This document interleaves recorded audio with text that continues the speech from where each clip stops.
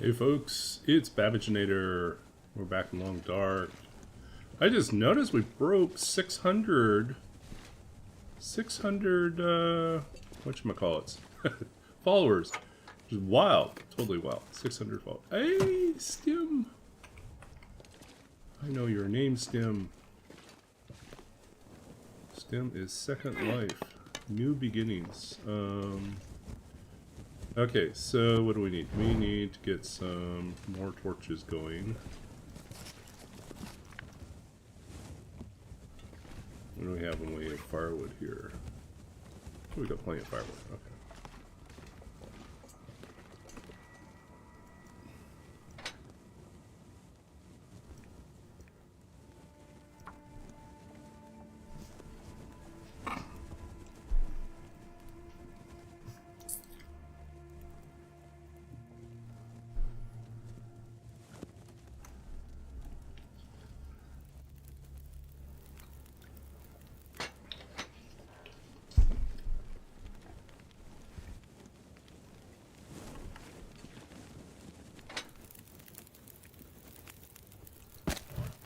If I can drop any of this gear. 33 sticks. What's over here? Potato.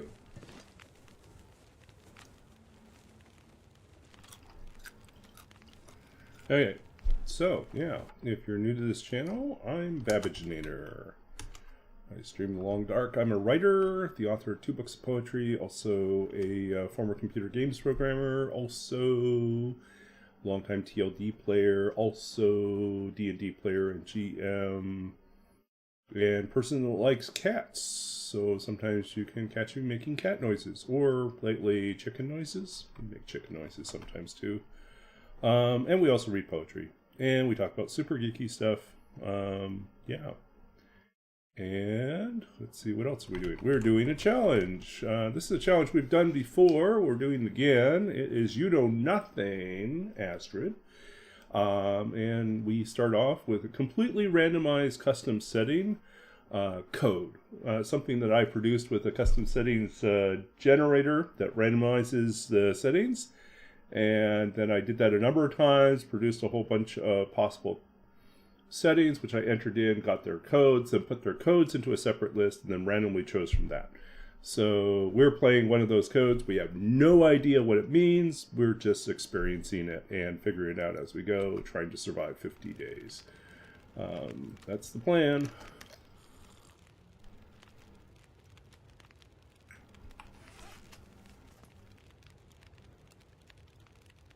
Yeah, and if you want, oh, I probably should put it in there as well. But you're welcome to go check out that generator if you feel so inclined. It is at I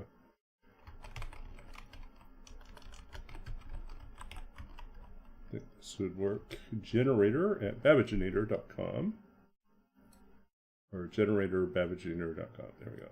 So, yeah.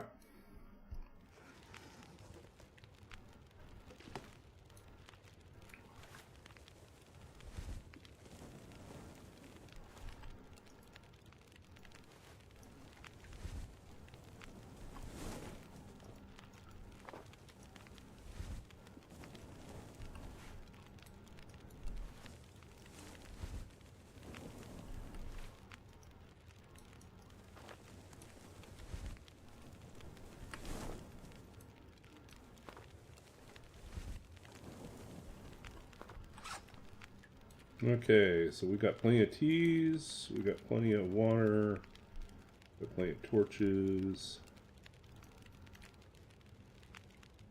Oh, we got these guys to drop down.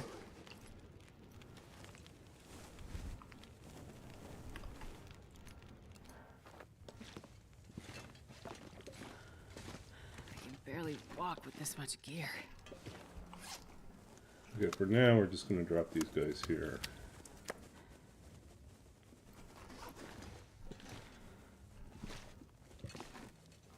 See how the weather is out here. Totally foggy. Okay, this might be a good time to find out, one, if they're wolves, which I think there might not be, and number two, if there are... Yeah, if wildlife is passive or aggressive. Well, we stepped out again, and it's all clear. Look at that. Perfect.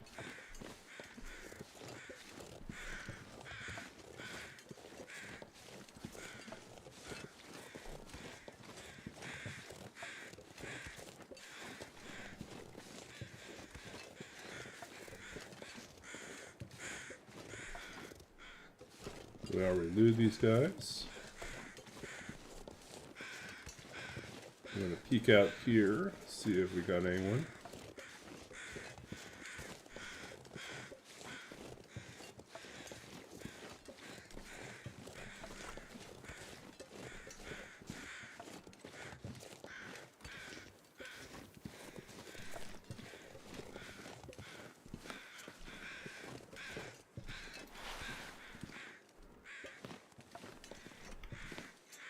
I'm not sure I can carry much more.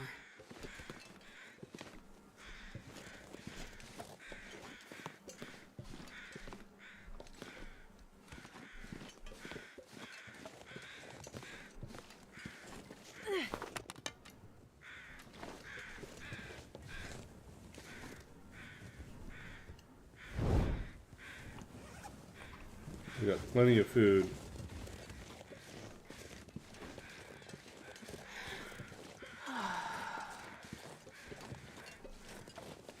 Still no wolves, Laszlo. Still no wolves. Can't believe we got another run with no wolves. I swear, there are some runs that have plenty of wolves, plenty of bears, and they're all set at high spawn, or very high spawn, or like really short distance, or like really far distance. I think there's even one where they're like, they're not even deterred. They'll just keep charging you even if you have a weapon out. But not this one. This one seems to be, again, relatively safe. We deliberately chose one that looks very different from the last code that we had, so...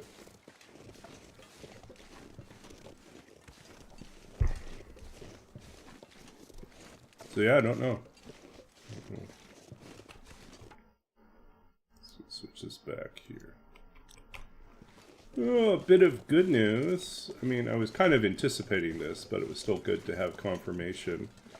I got confirmation that my student loan money is coming in for this next academic year, which takes a lot of pressure off of me because it means that I have some flexibility about the hours I work. If I didn't get the funding, then I would be working probably 20-25 hours a week while doing my classes, and might have to slow down my rate of taking classes. But this lets me finish up in like April, May as originally planned.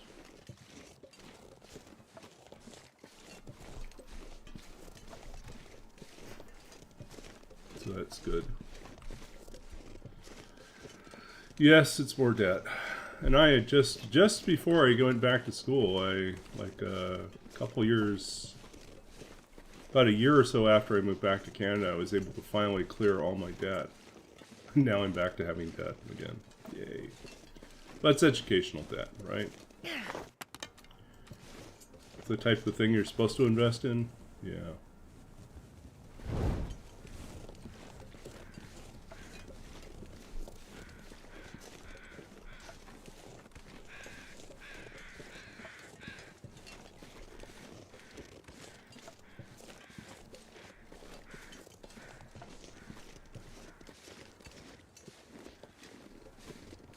Yeah, I don't hear any wolves.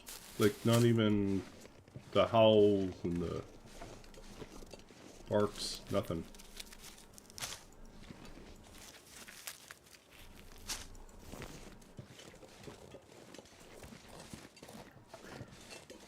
But yeah, student loan money comes in September. This pack is getting kind of heavy. Oh, I'm finishing up my application for a scholarship, campus scholarship, or departmental scholarship. hoping that that pays off as well. But there's like only a handful I qualify for, so.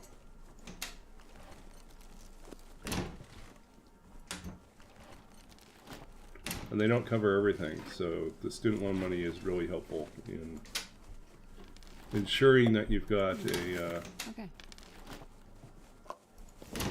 nice security insurance. Ensuring you have insurance? Yeah, I mean, that's the whole point.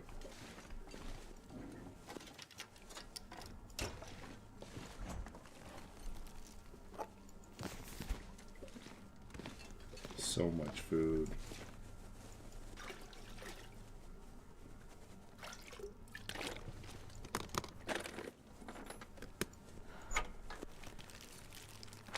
I'll take it.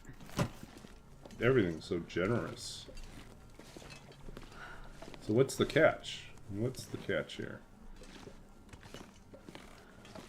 What are we not going to get this run?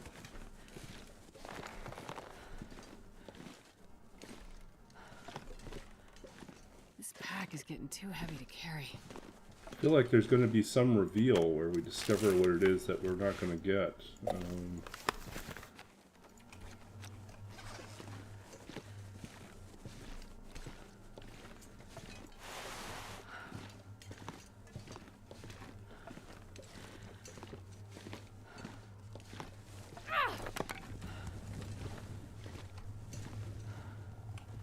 Don't rest safe, I'm gonna faint. Okay. Potatoes. You say potato, I say potato, we all say potato.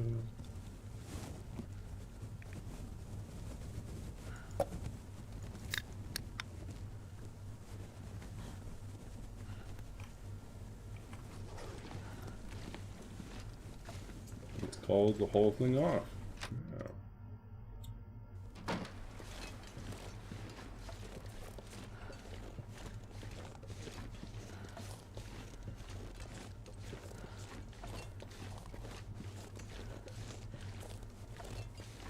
The last time we had low bear, we did see bears once. We saw a bear once or twice. But if this is a no bear, that's going to be very sad. I think the worst would be like Carry this load from the chamber. Whoa, okay, welcome in, Cassandra. Drama Llama with the raid. We are doing craziness. So, welcome in, raiders. Drama. What's a drama? X. What is it? There it is. Well, I assume it's just a wandering around and getting lost. Yeah, we're moving really slowly. Okay, let's see if we can figure out where we are. We'll also do one for Cassandra. You know, Cassandra, I had That's so a good. Okay, that's great. classmate of mine joined the stream the other night and said, she said, like, the stream was going great, and then there was like this whole energy shift when this other person showed up. I said, who was that? I was like, I think her name was Cassandra. It's just like it got all hyped. It's like, so you can bring good energy to the stream. Where the fuck are you? Oh, that was handy. Alright, where'd he die? Use this. Whoa, whoa, whoa, whoa. It's like Christmas every day right now.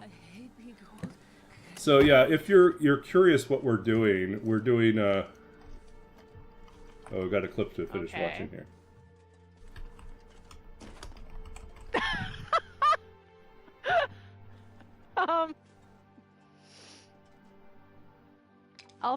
I'll take that and go. Thank you. Have a nice day.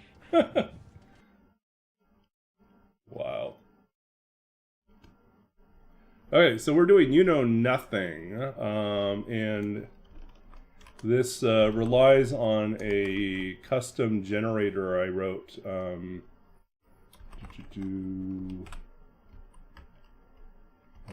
let's see, put it in chat here, babbagenature.com. Okay, so you can check it out here. So we are doing a you-know-nothing run, which relies on me... Did we already do the frontier? No, we didn't. We do a completely randomized custom run in which we know nothing about the run other than the code we're given. All the codes were produced by running my random generator and then setting up the run and then storing the code. And then building up a big bank of these codes and then randomly choosing from one of them. So we don't know anything. When we start the run, nothing. No idea what's going on. And we just slowly figure it out. We have 50 days to figure it out. So, so far, we have determined that, yet again, we've ended up with either a low wolf or a no wolf run. Look at that. We're just hanging out here. So yeah, so far, okay, and we went from basin to MT. Look at that. We, starting gear was medium or high. Condition recovery, we do have it, so that's good. I don't know what the rate is yet, but it seems pretty good. Baseline resource level is definitely high. We're finding loot everywhere. No birch bark tea recovery. Once again, that sucks, but it's okay. Blizzard frequency seems to be high or very high. And wolves equals none so far. Okay, we're gonna dump a bunch of stuff up here, and then we'll go back and keep looting. Drama Llama. Yeah, if you're new to streaming, yeah, gotta remember to turn on the record. These days, depending on what your platform is that you're using, you can set it up so it can simul stream. So like I have it so it streams, like I stream to Twitch, but there's also a copy of it that gets archived on YouTube simultaneously. Which is great. It's great. So that I don't have to like go and remember to upload to YouTube to create a permanent archive. Oh, because you have copyright music issues. Yeah, that is kind of an issue. Let's see here. No, drink. That's not what I'm gonna do. Okay, so all the food. This is definitely too much stuff. Okay, so let's see here. What are we going to drop? We do not need to carry around... Really, we don't need to carry around more than about that much right now. And we probably have too many. What is it? Just... Mouse is being sensitive here. We will leave these guys behind to cook up later, since we've got a big burner stove. Carrots galore.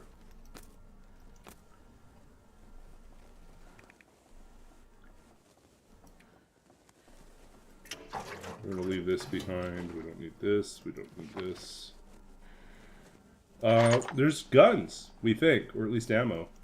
It's custom. We could just be, confused. There may not be actually any guns at all. We just have ammo. Okay, let's see what I miss out here. 6 a.m. Well, yeah, you should definitely go to bed. Lurk in the darkness. Laszlo used to save the VOD local storage. I did that. I did that for a while. Not for everyone, but like I would save the VOD for like tournament runs if I was doing something really interesting. I started to do that, but as soon as YouTube, like as soon as I found like Twitch opened up their policy so that we could simul stream or archive on YouTube, it just made things a lot easier. Let's see, and yes, we're all nerds and geeks here. We're a lovely community of nerds and geeks. Probably useful. Wow, look at Oh, there's a book too. Yeah, we're definitely keeping well fed at this rate.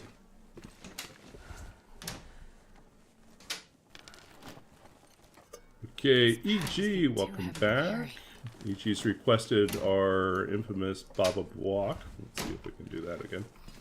Baba Walk, walk, walk. That originated because I realized that when I kept saying Baba, there was a part of me that wanted to add Baba Walk, walk. Although I'm better known for making cat noises. Like, meow, meow, meow. So, also famous for cat noises. Okay, take care, drama. Whoa.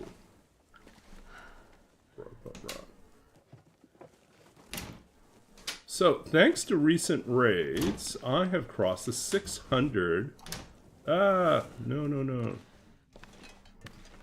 Crappy. Well, I think we're okay for matches now, right? Yeah.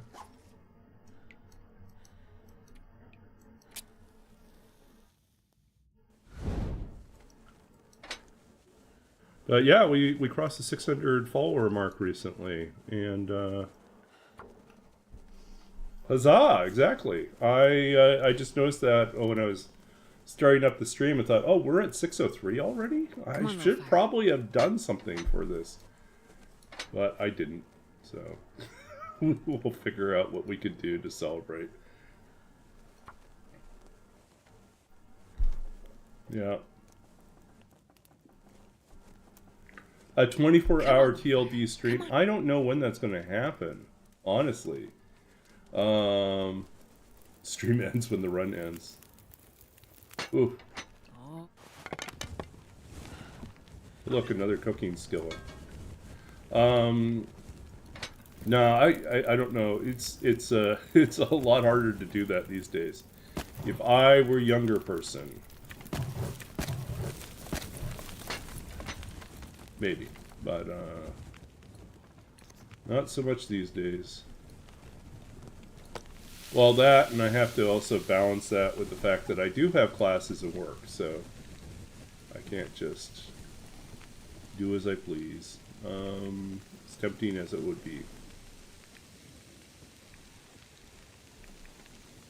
Is there something else we need to cook here? No, all those are already cooked.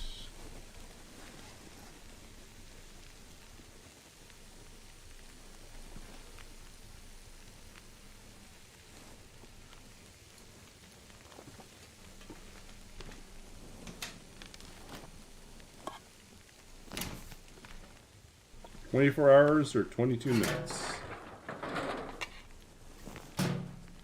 Potato. So.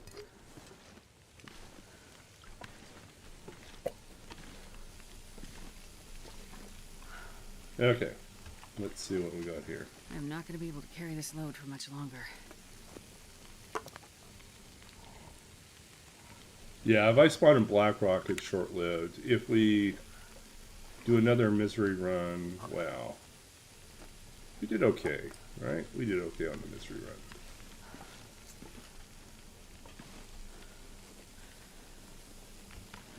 run. I probably should have separated out these things a little bit better. I'm gonna take all this stuff out. We'll reorganize this a little bit better.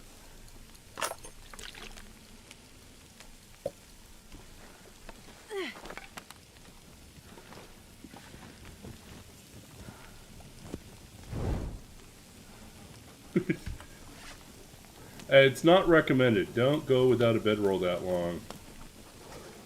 That's almost double my previous record for going without a bedroll.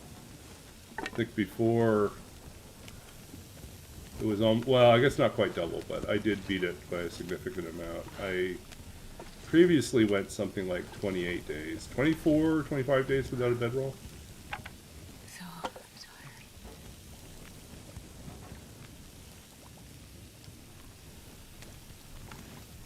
Okay. Potato. And we also got to cooking 5 without killing anything other than 2 ptarmigan. Which I feel kind of proud of, too.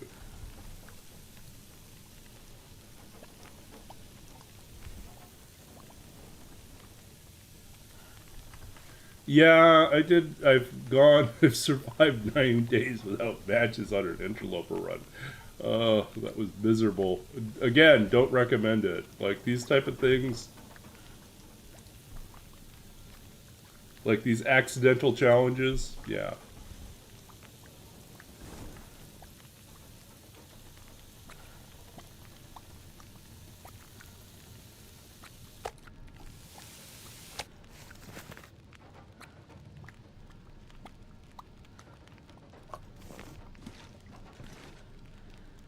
Alright, let's see how many torches we have right now.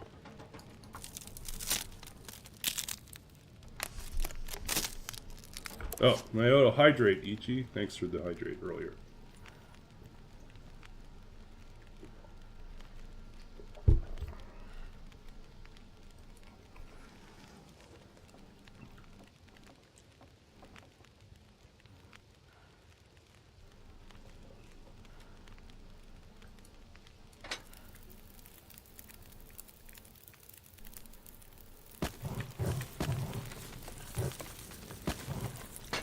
Which challenge is it that you can't use a skill until after you find a book on that skill?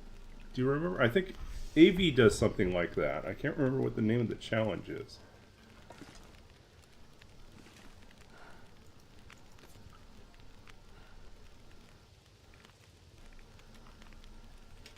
With plenty of food, we don't need to do anything else.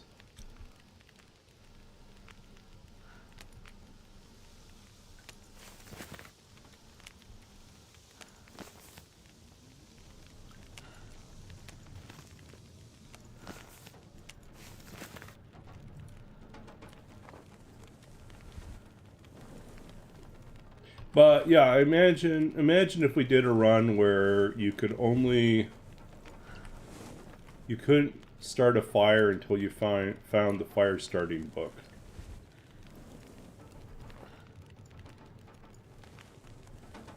Until then, you had to live without matches. Live without fire until then. It's like quest for fire, you know.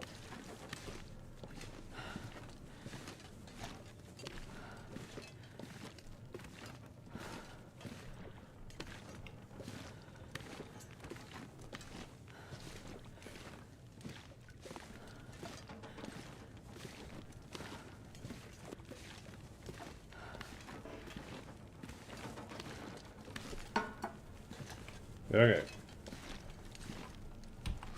Let's do this here. Drop all our potatoes on the ground.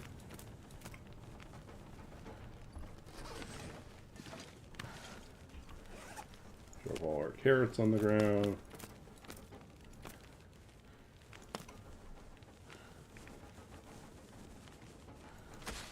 Drop our second flour on the ground. Got most of these on the ground.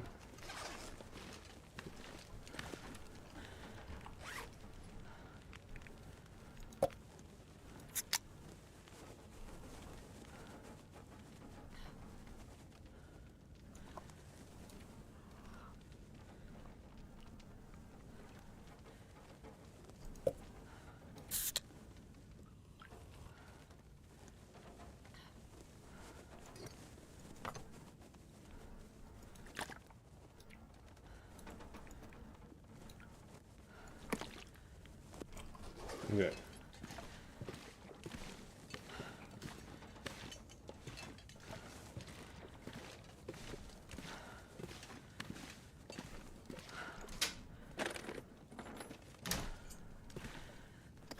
Oh, that's where the pancakes are.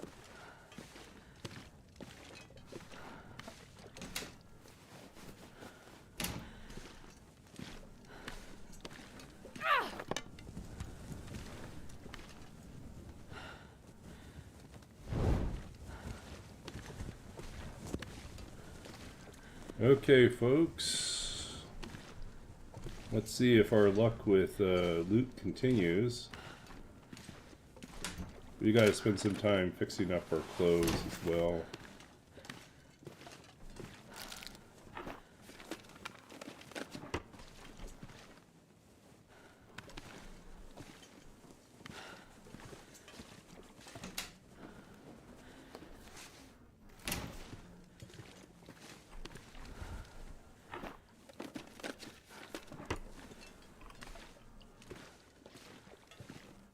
Speaking of which, we do have, what was it, a combat coat here? Military coat.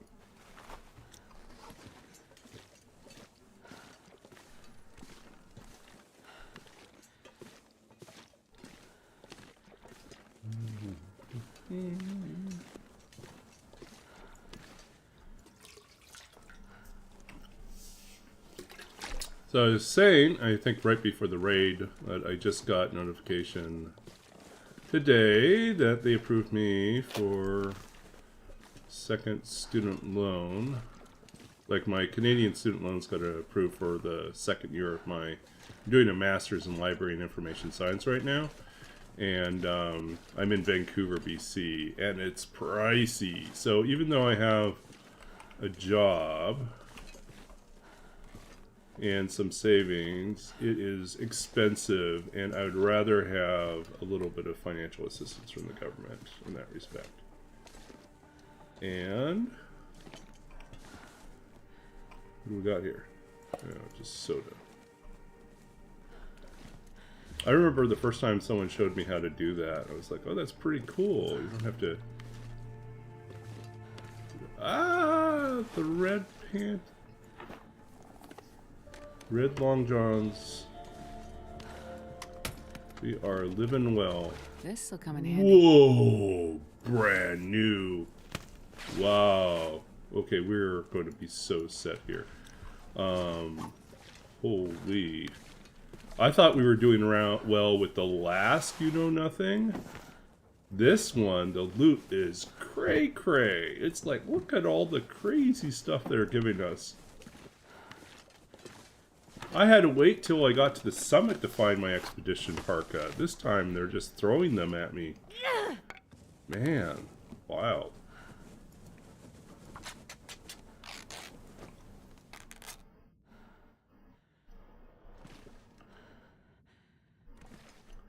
Okay, yeah, so let's see, we are perfectly fine.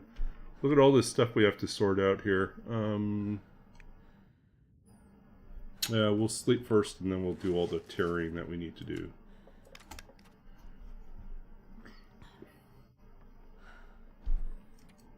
Yeah, I know. It's so warm.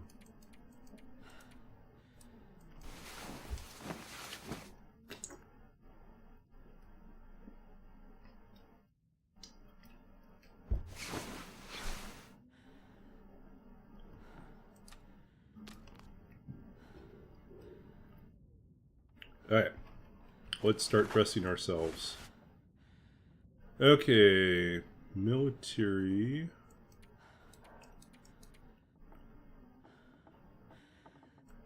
.22.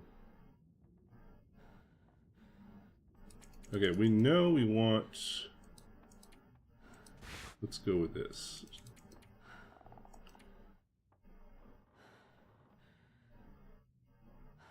Protection's pretty good. That's a 6. Okay, we'll do it. We'll do it on the outside. Oops. There's an 8 on the outside. Okay, so, oops.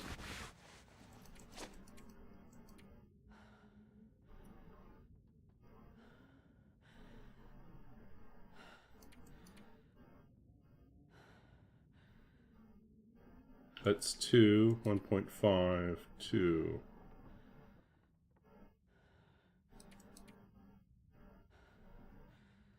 -7, -5. Not gonna need these guys, I don't think.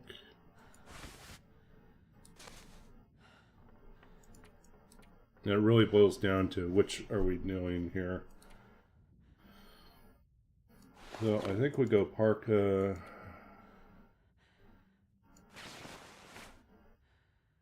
Parka.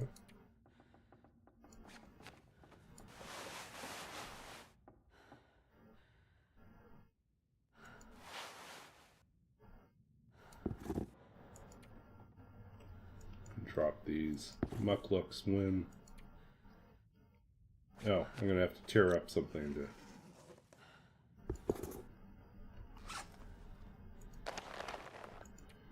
Hey, let's start tearing up stuff. Yeah, this is so much stuff. I mean, we realized very quickly that we just go for well-fed, since there was never going to be a question about us starving. There's just so much loot in this run. So what will the problem be? We don't know. Honestly, we still don't know. We don't know. We think that there are no wolves, but there could just be, there could still be timber wolves, right? Could be that there are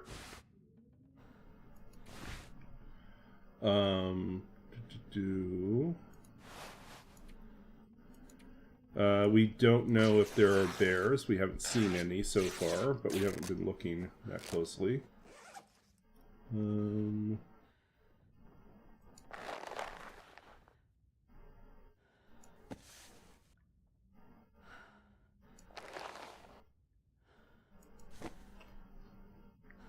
Honestly, wool mittens are pretty awesome. Work gloves are good defensively.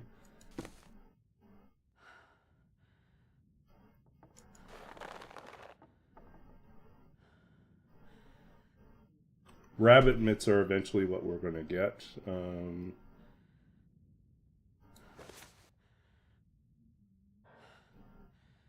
Ski gloves have more protection. That's interesting. Not as much as work gloves. Ski gloves are heavier, more waterproof.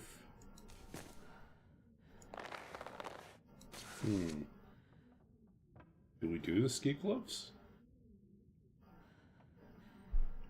Yeah, we can go to the bridge and we'll find out. Exactly.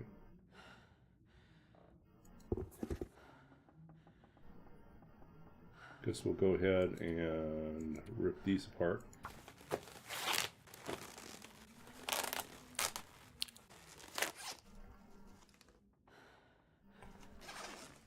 Okay, it's daytime.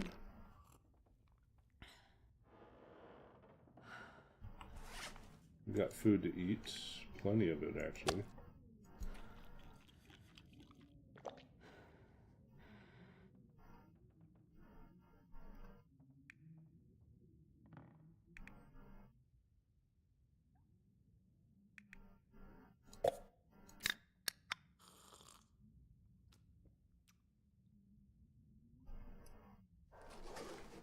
Okay. Let's try to repair these.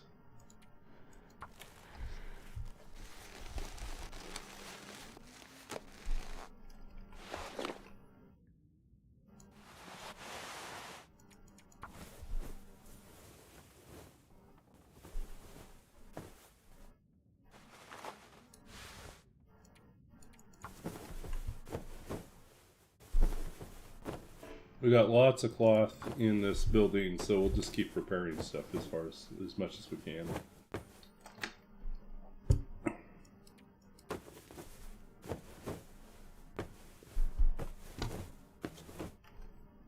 That's weird when you turn them to the side.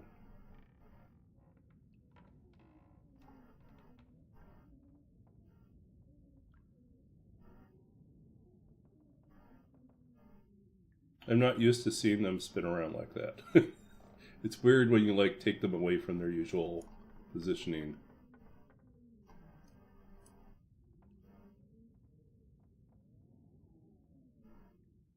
It's like, ah, there's a void on the inside. Yeah. Let's see here. That's new.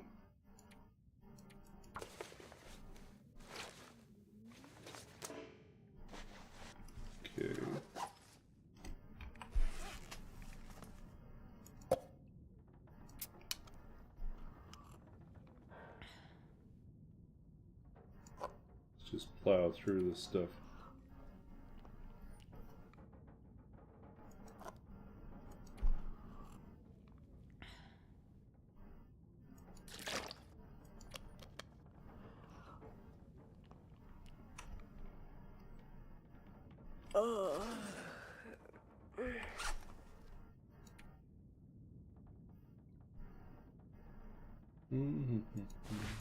Let's fix this one first.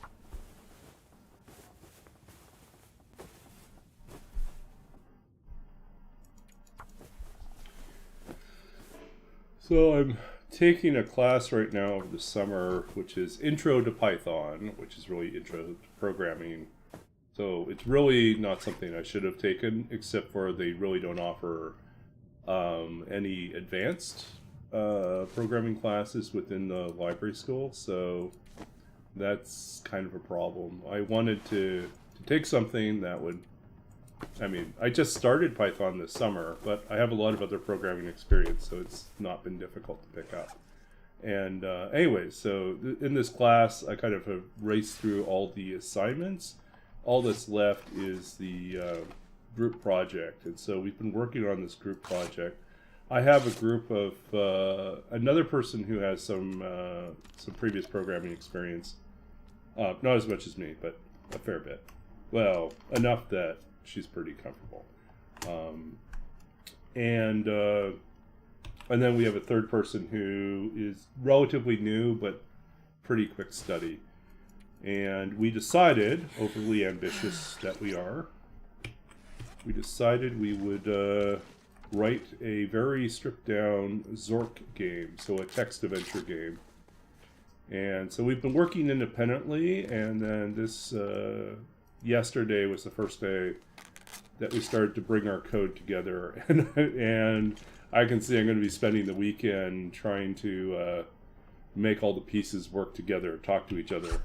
May require some adjusting to make the pieces work properly, but it is exciting to see how other people are tackling different problems with it. I'm getting tired. Okay, so we are currently sitting at 19. 21, we're at 21 and we're still missing some slots. And we're all kitted out here.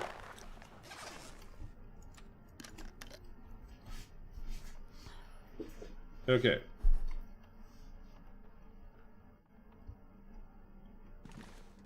We stayed indoors. Probably longer than we should have.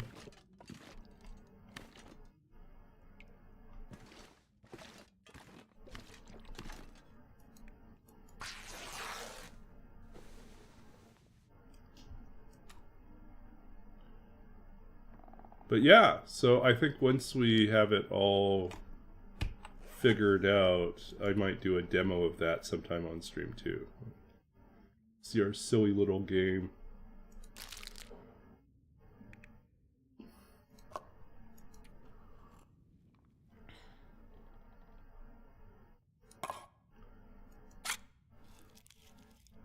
It's basically a 5-room dungeon. There's not going to be a lot of yeah, it's not a lot of rooms, not a lot of spaces. What? Another raid? Hey, welcome in, raiders. Welcome into our muse. We are having a wonderful time tonight. Hopefully you are as well.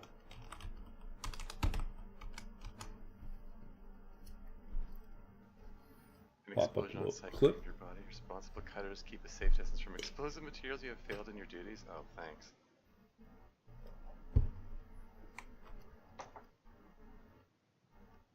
I wasn't expecting an explosion there. What exploded?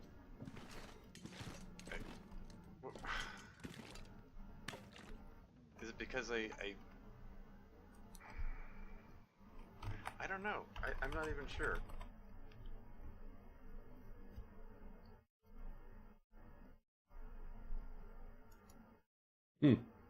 Weird.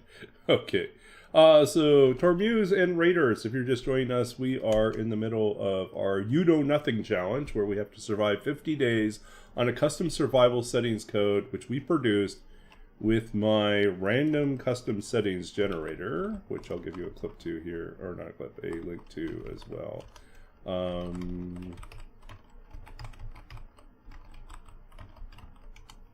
But basically, we get a code, we don't know what it stands for, we just hit enter and jump right in.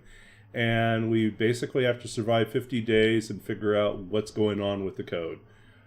So far, it has been, this is our second, I won't say attempt, because the first one we finished the 50 days. So we're doing another one. Hey, thanks for the follow, Venazol. Welcome in. So yeah, so we're doing this challenge, and so far we figured out in the first few days, our starting gear is medium or high because we had head and hand coverings. I think that's a high. Head and hand coverings, bedroll, and matches. So we're going to say that was probably high. Condition recovery, well, sleeping, we know definitely it's a yes, and it's probably medium to high. We seem to recover pretty well. Baseline resource level high. Birch bark recovery, none. So we don't get ATs.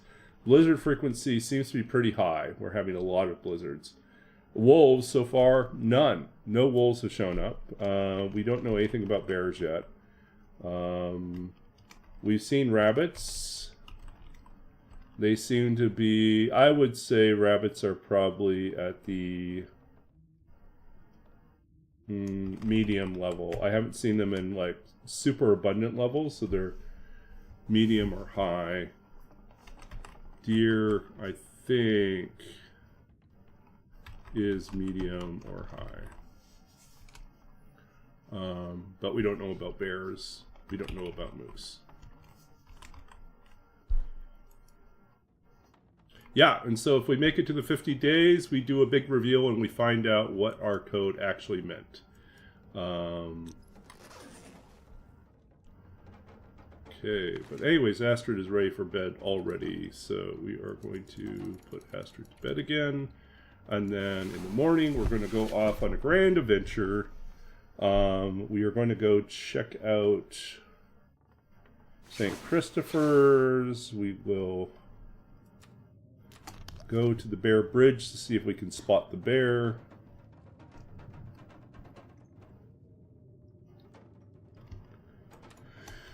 Oh, we have so much food. Just eat our way through it all.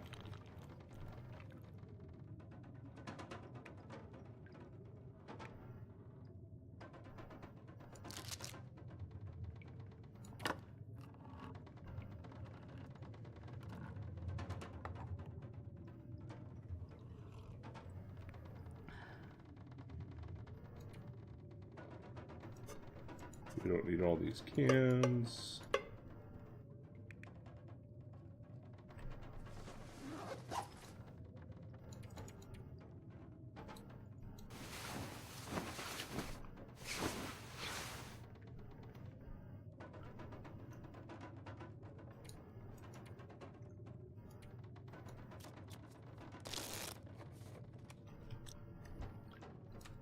Okay, we have a little bit of sunlight. We should start reading our book. You forgot to say hello. It's okay. It's okay. Let's see.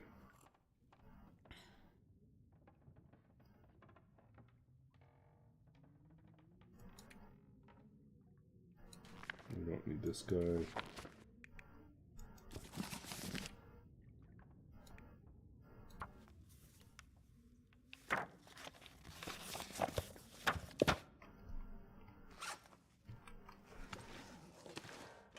Oh, we're much better. Much later now. Happy day. Look at us fly through now.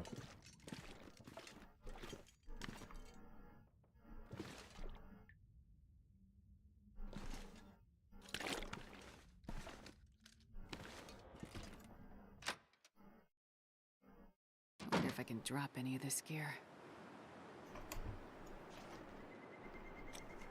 You know, it's wild how much loot we found just in the first few days already. Look at us. We're rocking it. This is definitely not an interloper. But there's some twist. There's got to be some twist that we have not anticipated. I mean, that's the problem with the random code. You just don't know what you're going to get. Could be really weird. Could be really great. Looks like this has been here a while.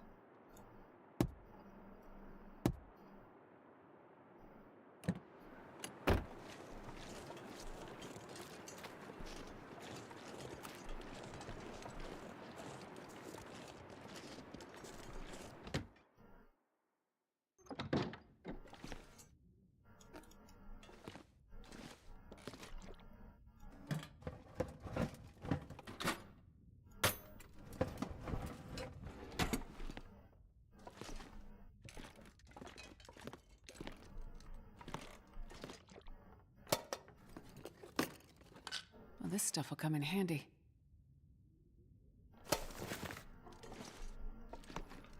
Well, like I said, if you want a quick and easy way to learn about the custom settings, check out the generator. So,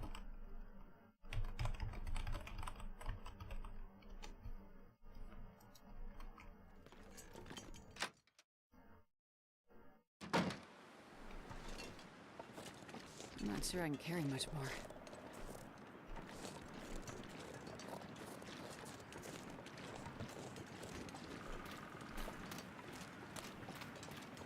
now they did something when they added the cougar in, and that's they ended up disabling or accidentally removing the fish spawn chance. So in custom, there's actually no fishing now. That's a bug. They need to fix that.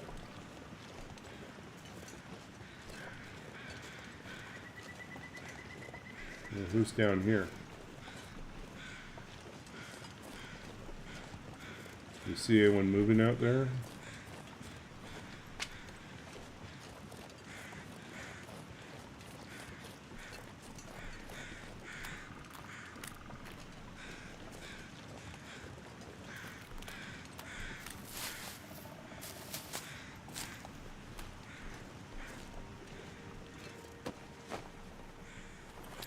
I think they got. I think they just didn't bother testing custom settings, and that's why Raph asked later on. It's like, does anyone actually still use custom settings? Like a lot of us came back and said, yeah, we do. There's a lot of runs and custom challenges that require custom settings. You can't just drop it because it's like, oops, we forgot to test it. Yeah, exactly. No. They posted that after they realized that. I think they posted that after they realized they had accidentally disabled fishing, and then they were trying to figure out like, our custom settings don't have the capacity to support both the cougar and the fishing. So we either have to expand the code. This is my thinking of what happened. We either have to expand the custom code length, which will probably break a whole bunch of stuff, or we'll have to do something else, or we give up on custom codes. So I think the right but difficult thing to do is to expand the codes. Yeah, because they've been updating settings and then they ran into this problem. Well, I think they realized they were going to quickly run out of, like the code doesn't, the current code length I don't think gives them enough bandwidth to support all the settings that they would probably want to have. Like, I think we would want to be able to custom set different, like to do a custom misery run where you turn off some of the misery afflictions and not others, or like maybe have control over when they come up. You know, are they random or do they come in order?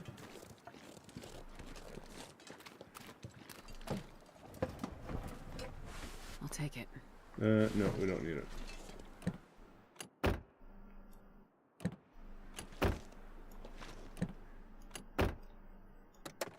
Oh, speaking of misery, I had a nice little shock today. I went to the mechanic this morning because I knew my front brakes were going. Like I knew, not just going. They're pretty much, you know, they're in squeaking mode, right? And tail into squeaking mode. So it's like, yeah, I got to deal with them. So I took them in, took the car in, and yeah, it turns out brakes are expensive these days. Because, at least in Canada, they're currently experiencing a huge auto part distribution problem, and so there's shortages everywhere, driving up prices. At least that's part of it, I think. Hey, Linnaeus, welcome in. Yeah, I think the 20 character codes, and they're actually, you know, really it's a hash, right? It's each of those codes runs uppercase, lowercase, and certain non-alphabetic, non-alphanumeric numbers, characters. So there's actually a fair bit of range within there, but still, they're running out.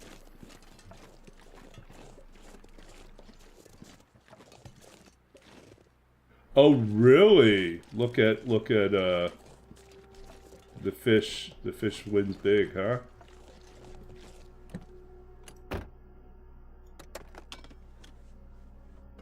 The official list on... Sorry. Probably dropped your link there.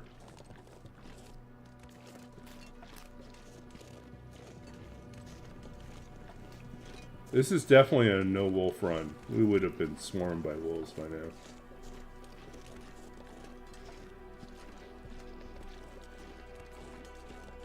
I know one of these custom codes has no rabbits and no deer. That's a terrible one to get. Oh, tldmods.com. Yeah.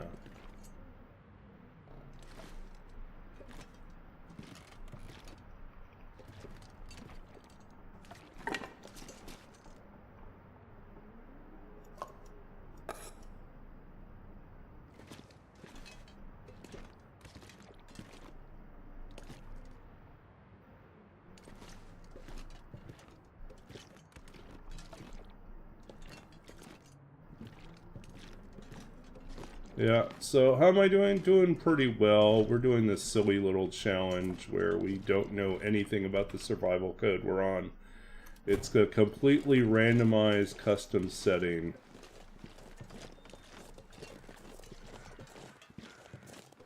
This one seems to have been pretty kind to us so far.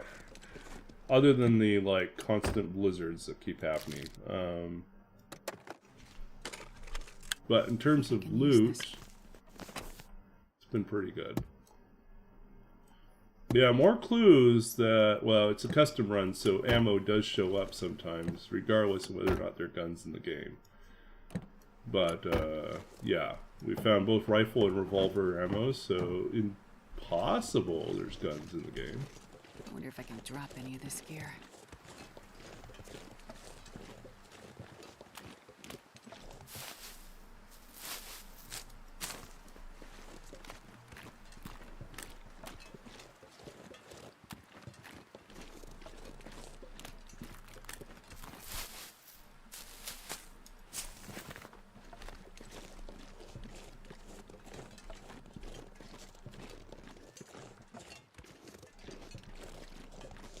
So I feel like rabbits must be pretty normal, right? You see like 2 out there. There's usually 2 or 3.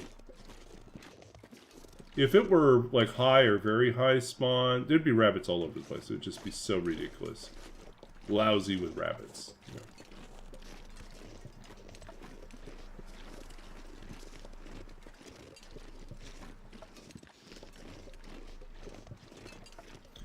So let's see, other things I can tell you. So normally we're not doing this type of challenge. This is just kind of a fun, relaxing thing to do after our misery challenge. We did misery recently and we lasted 41 days with no bedroll.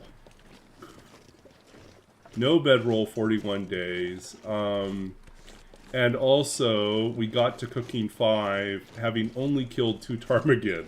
And we never successfully we forged, but we never fashioned the bow. We actually died of food poisoning, starvation, and while crafting the bow in the last like hour left to craft the bow. Because I wanted to die with a bow, but that didn't happen. We died while crafting the bow. Totally staggered trying to craft. Yeah, I totally get that. So that was definitely a stressful time. And so we figured, okay, we'll do something... Well, I mean, this could potentially have been really chaotic and stressful if we had gotten the... There's one of the survival codes is an endless night one. I can't remember what the settings are other than that. I just remember eventually... I've set it so it's... there's only like a 20% chance that you get like... that'll choose endless night. Or maybe it's a 5% chance. I can't remember which. But it's like most of the time you're not going to get endless night. So I finally got a survival code with endless night. You know, or I generated a survival settings list with endless night. And so I stored that code. And yeah, that would be nice. It's like endless night, very high wolves, very high timber wolves. And very high bears or something like that. I'm not sure I can carry much more. Yeah, so I made it like less frequent just because I figured most people don't really want to do endless night. It would be annoying if it showed up a lot, so I made it like infrequent. There's a few things like that where I know that the default gameplay that people prefer is one thing, so like either it doesn't I'm trying to think of some other examples of things that I set up so that cargo pants, well that's a step up. Hold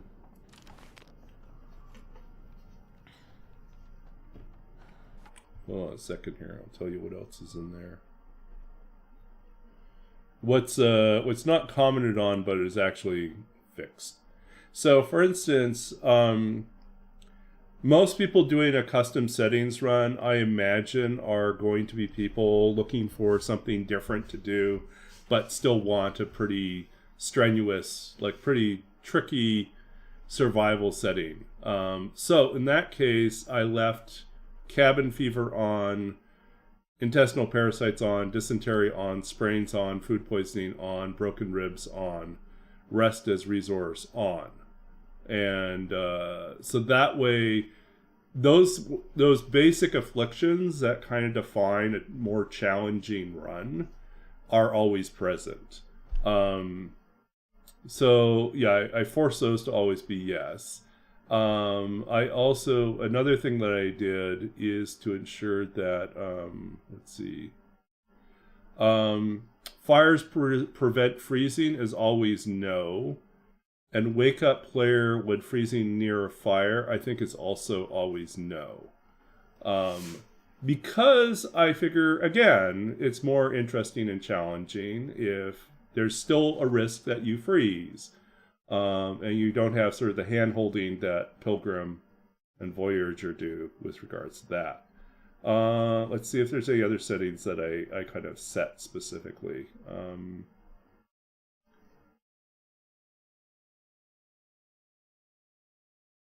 I think that's it. I think those are the only ones that are like set. Fixed. Oh, Survivor monologue is always set to yes. I just made a choice. I didn't feel like that should be randomized. It's just like preference. I could probably make a switch somewhere where you could toggle that. Oh, length of day. I also didn't randomize that. It's always 1.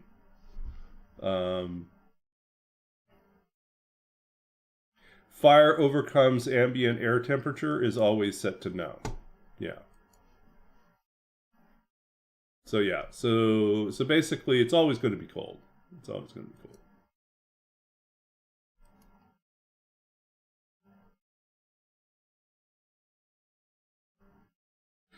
Rested resource means that I think it basically has to do with the fact that it encourages you to think of rest as something that is limited and can be maxed out. So, for instance, the fact that you can't rest forever, but you do max out in the amount of time. Like once you hit like fully rested, you can't sleep anymore past that point. And then I think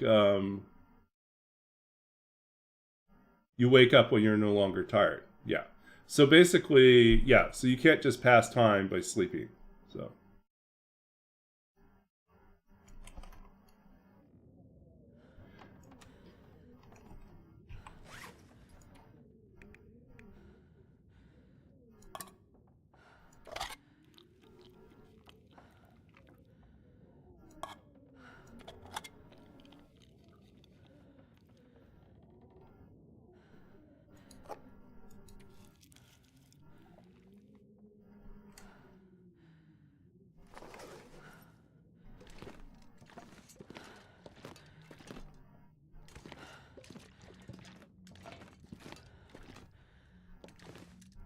Barely walk with this much gear.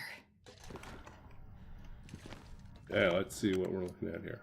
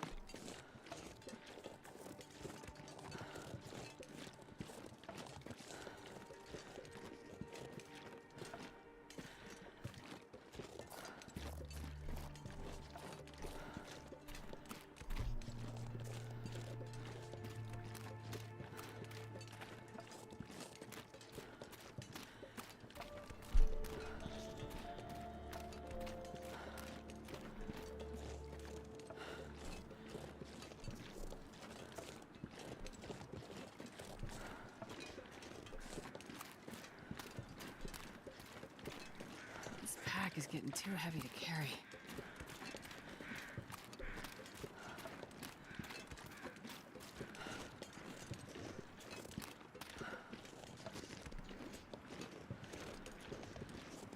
Okay.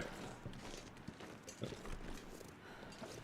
was like rabbits. I was like, wolves? No, they're too small and bouncy. They can't be tigers either. No tigers here.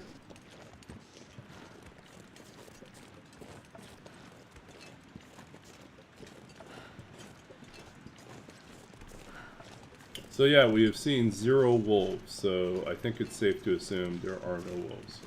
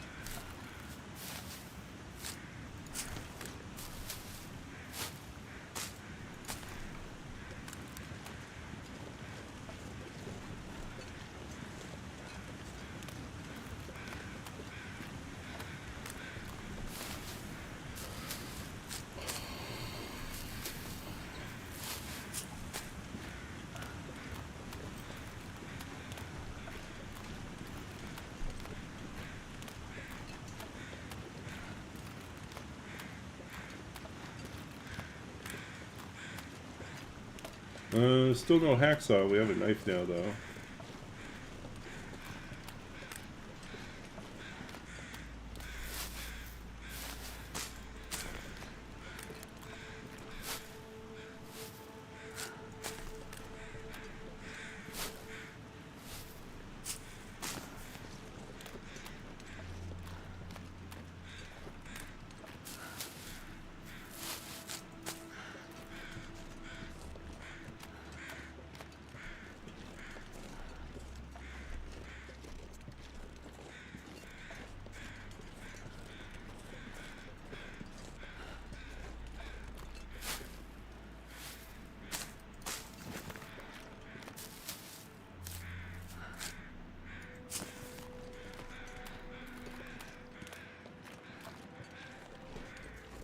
Okay, I'm moving.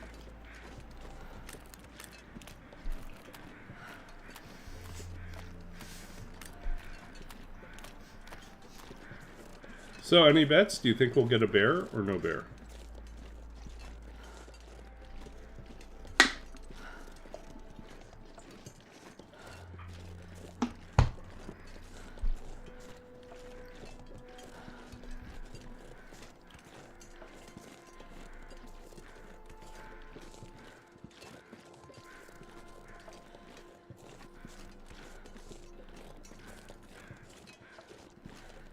Just because we're overdue, we really need a bear. We have no means of killing the bear yet.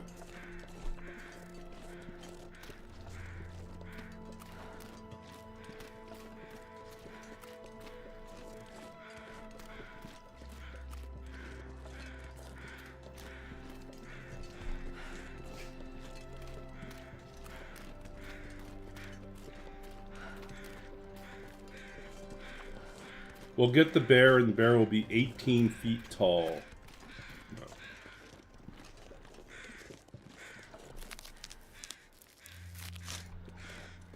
I saw, I didn't watch it, I saw on Amazon Prime that there is apparently a movie from the 1960s, maybe, called Grizzly.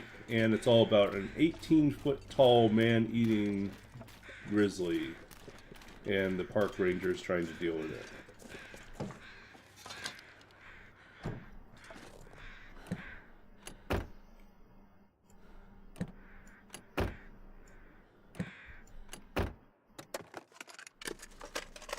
This'll come in handy.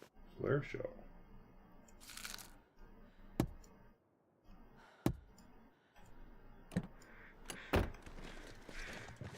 See a deer.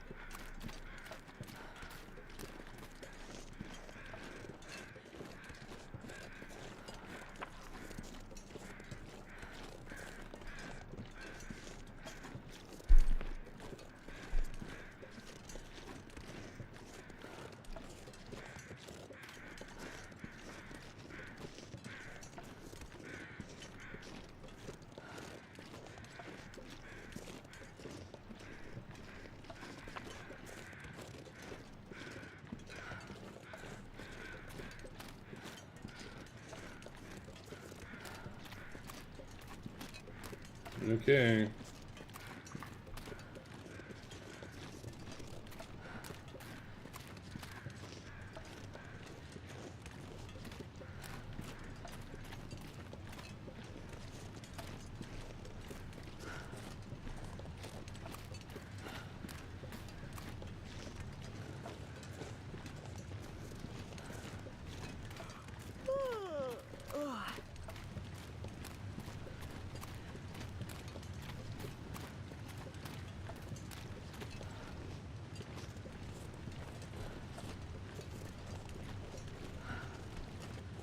I don't hear a bear.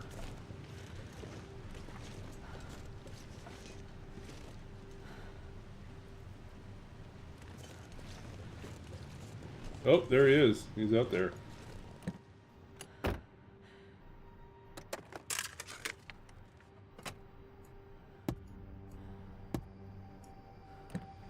not going to stick around for the bear, though. Got nothing to fight the bear with. Just a little dinky knife. That's not going to work.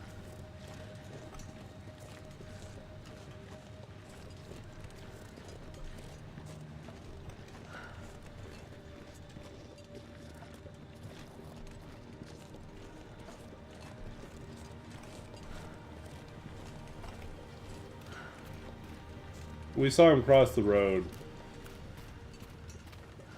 So he's coming. So, we're not completely out of predators. We do have a bear.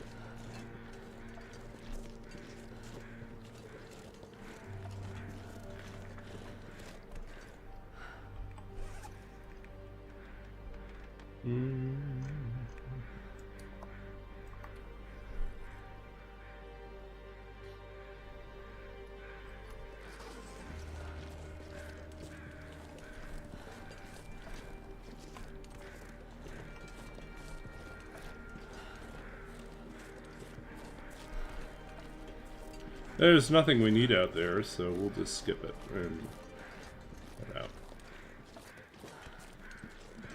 We still have the rest of Milton loot anyways, so.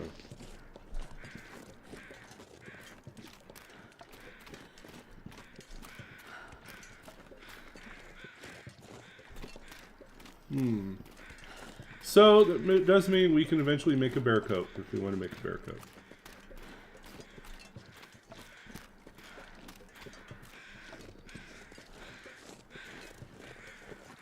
Okay, we skipped this earlier. Let's go back and check it. Dead guy? I think it's a dead guy.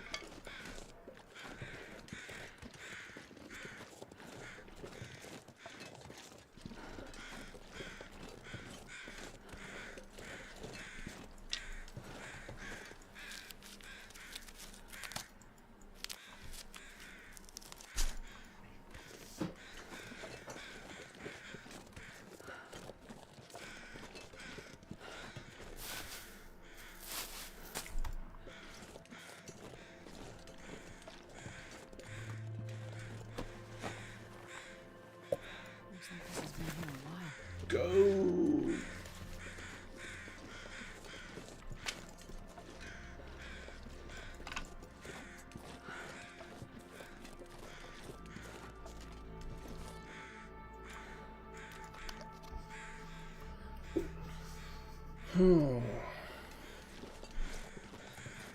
So bear. Oops. So we now know that bears exist. That's how much we know. We haven't seen any other bears to compare, so we got that. We've proved the existence of the bear.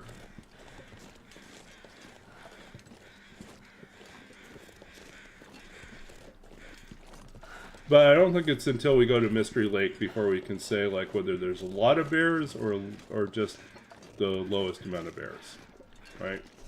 Because Mystery Lake has more bear spawns, and not all of them will be active.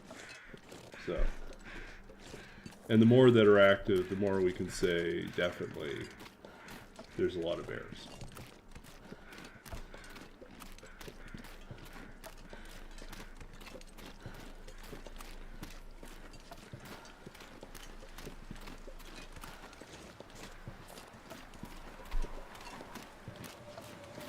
And here comes our windstorm.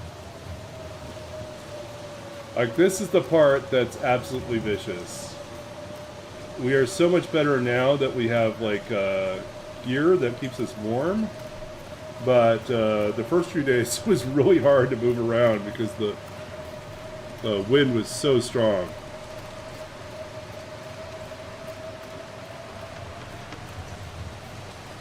What? How do you do that? Well, I guess you just have to choose them separately. Interesting. I just usually grab my weapon this way, so I'll just take the... Oh, with the radial, you can set it up so one is... Ah.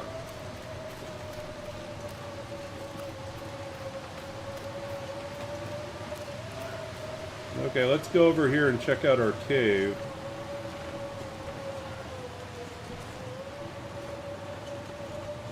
Then we'll go to the...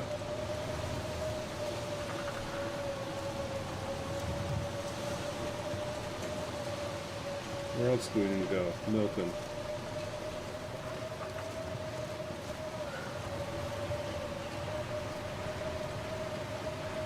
And I'll remember it for each bow. Interesting.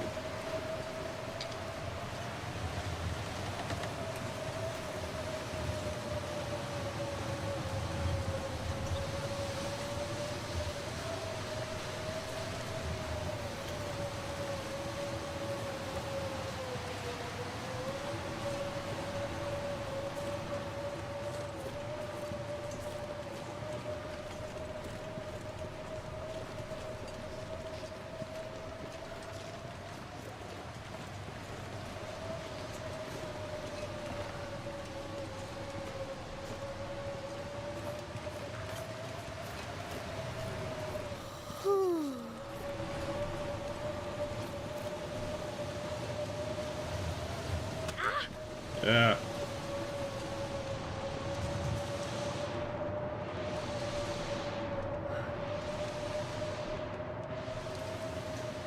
We did this wrong.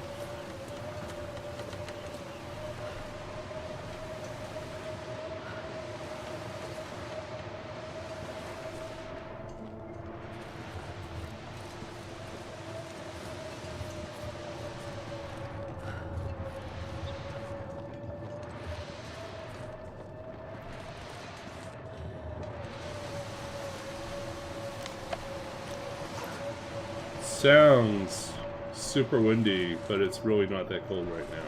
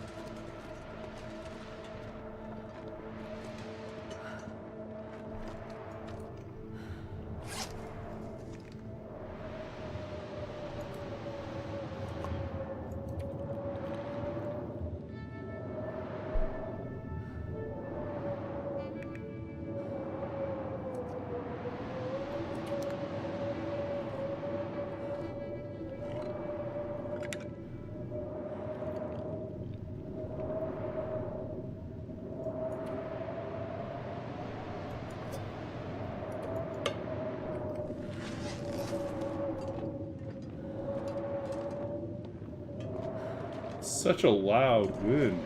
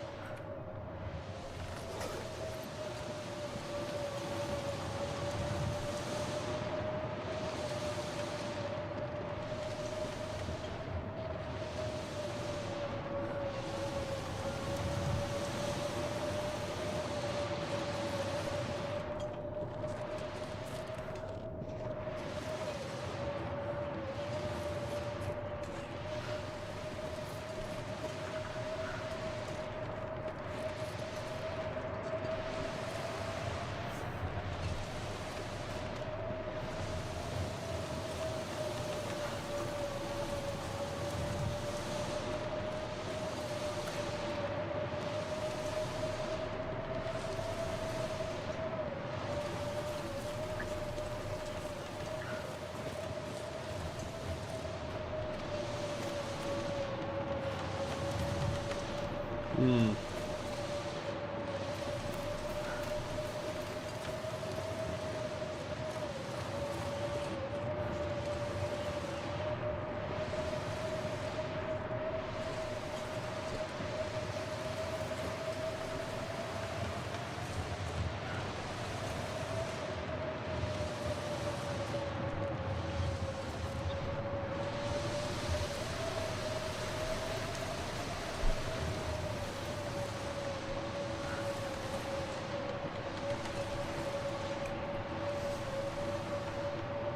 Wind chill is -13.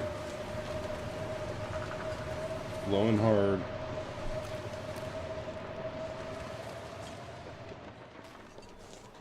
Oh, finally it stopped.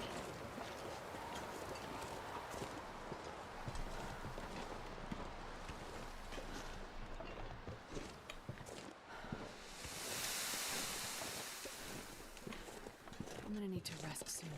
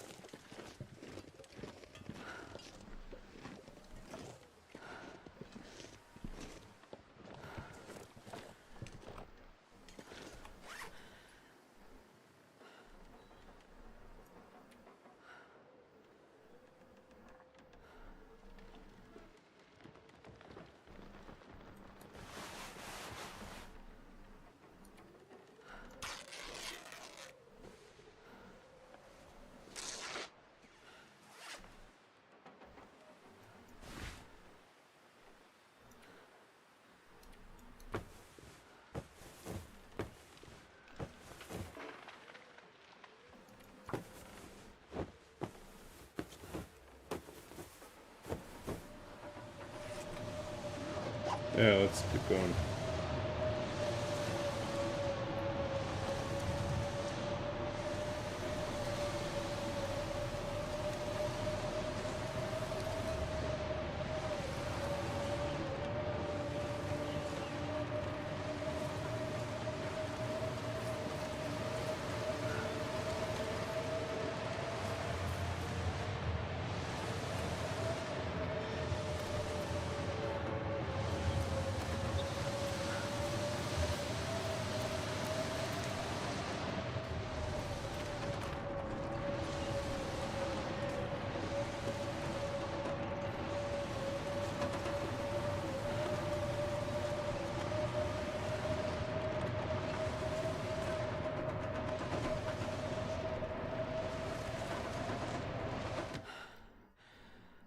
I'm not gonna Okay. be able to carry this load for much longer. Yeah, Astrid's exhausted.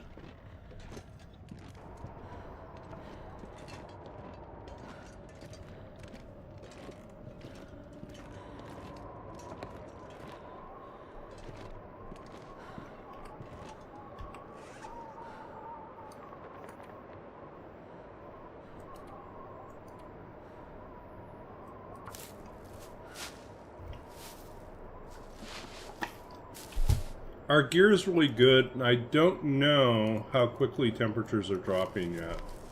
They seem either temperatures are slow to go down, or our resistance to cold is high. So it's a little hard to tell right now. Past about day 20, we should have a better sense.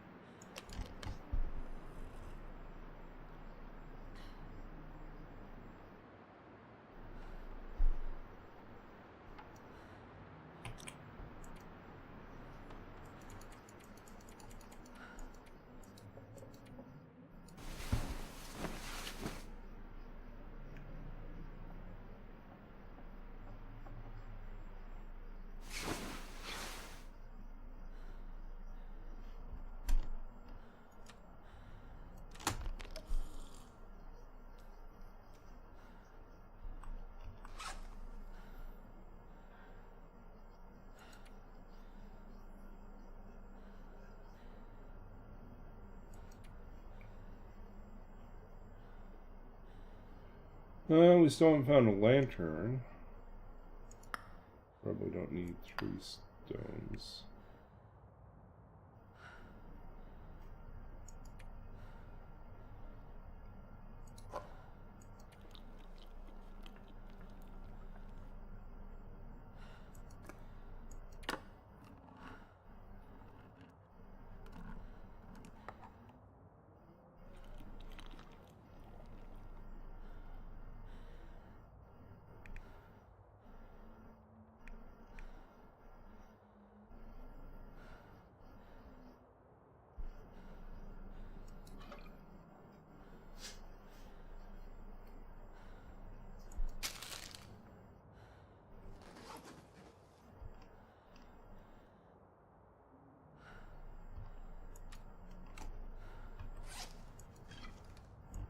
See if we get food poisoning from this.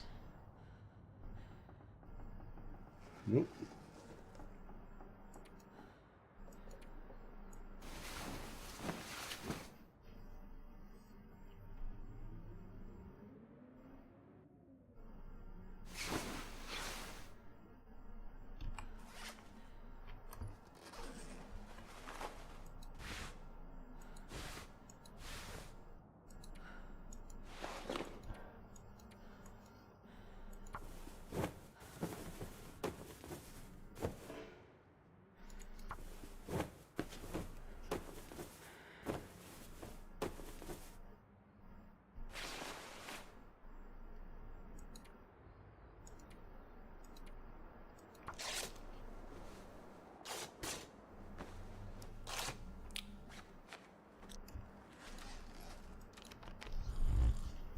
Okay, go and cook your venison, or whatever you're gonna cook tonight.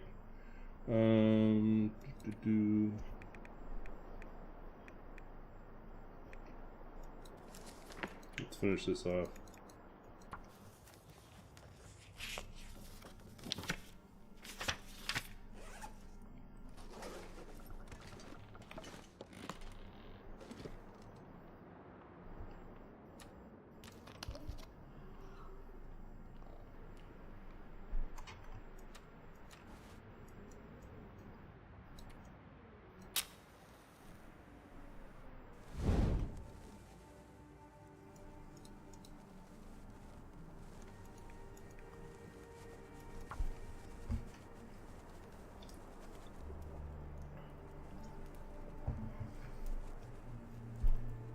Come on, little fire.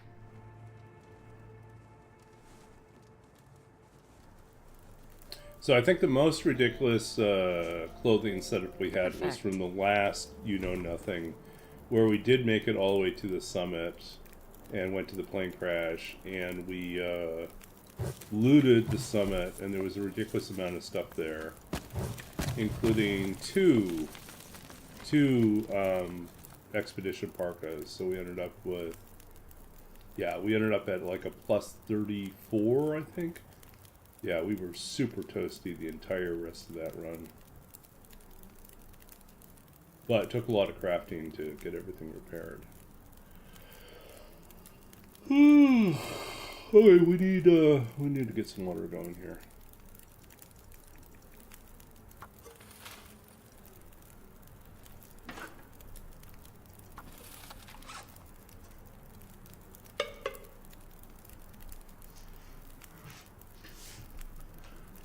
Okay.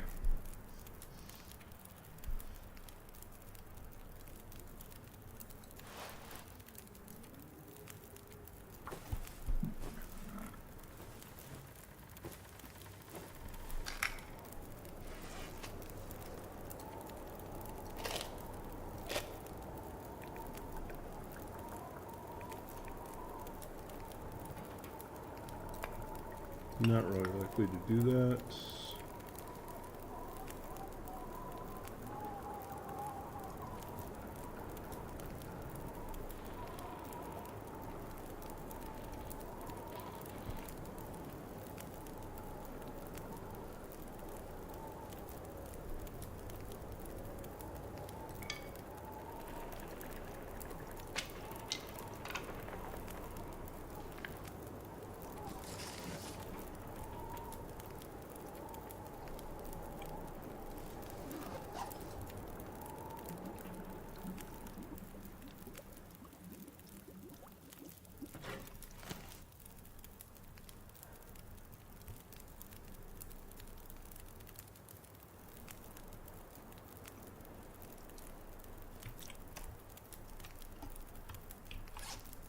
Okay, let's see what else we got.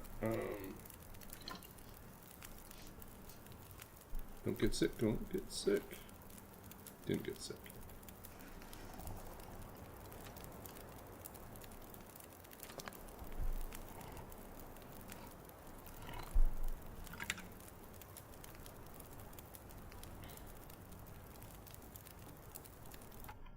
Oops.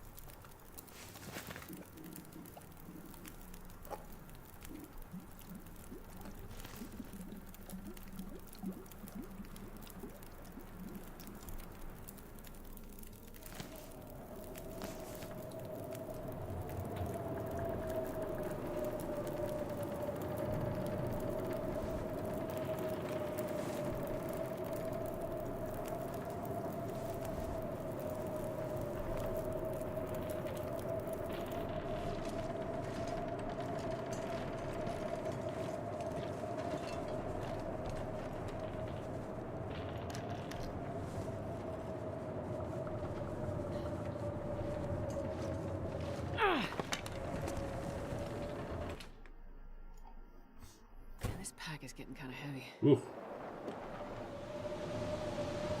Bad news.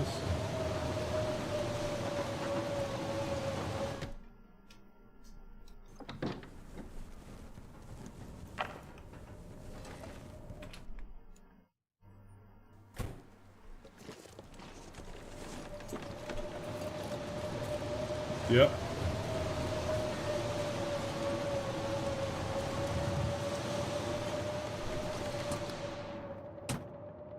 Yep, we're over here.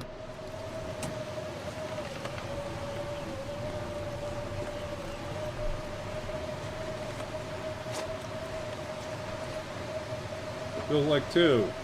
So it's minus 30 right now.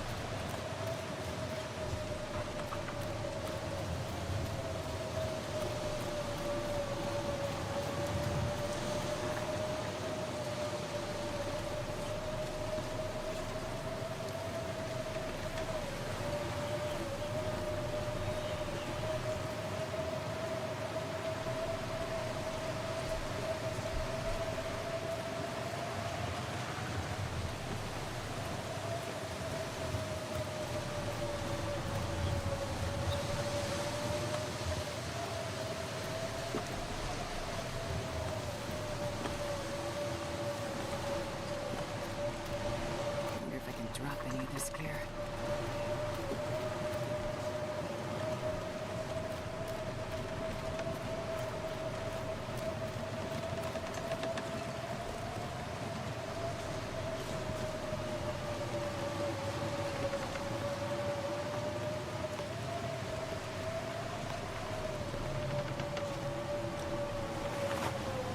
Hey, we are getting cold. Like wet cold. Crows before wolves. Okay. Figure out what we can read.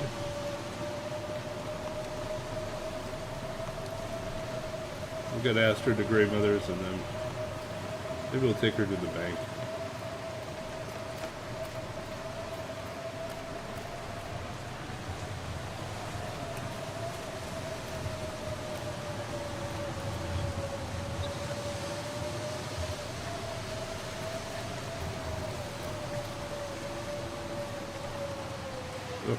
fired. Okay, pros before wolves. What are we gonna read? What are we gonna read?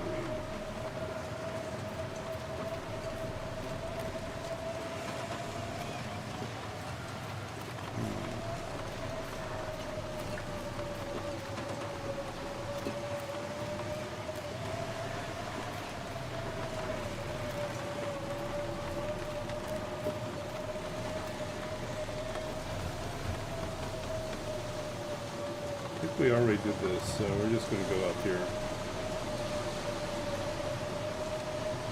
Bring Astrid in, and we'll read something. We don't have to listen to the big storm.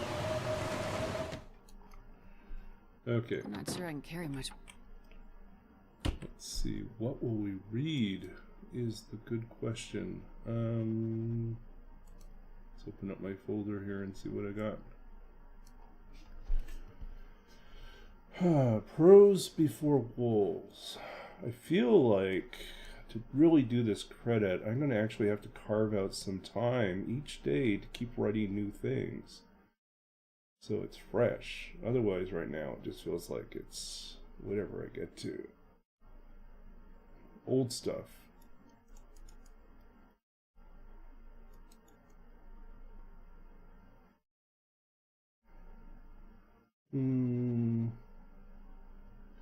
Oh, I know what else we could go to. We could go to...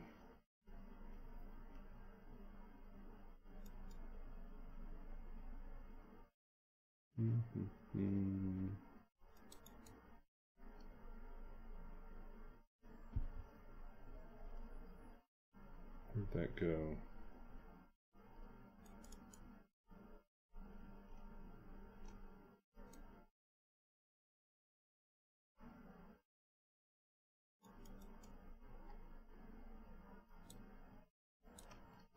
Might be...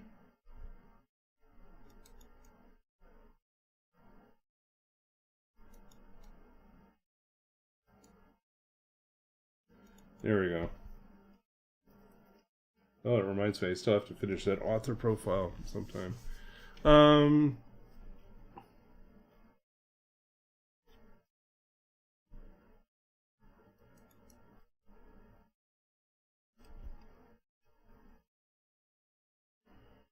Let's see.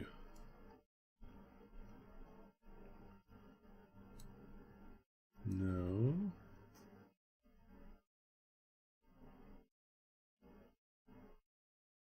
So I'm thinking what we'll do is we'll go back to an interview I did a while back. What's a fun one? So I compiled all my interviews back in 2021.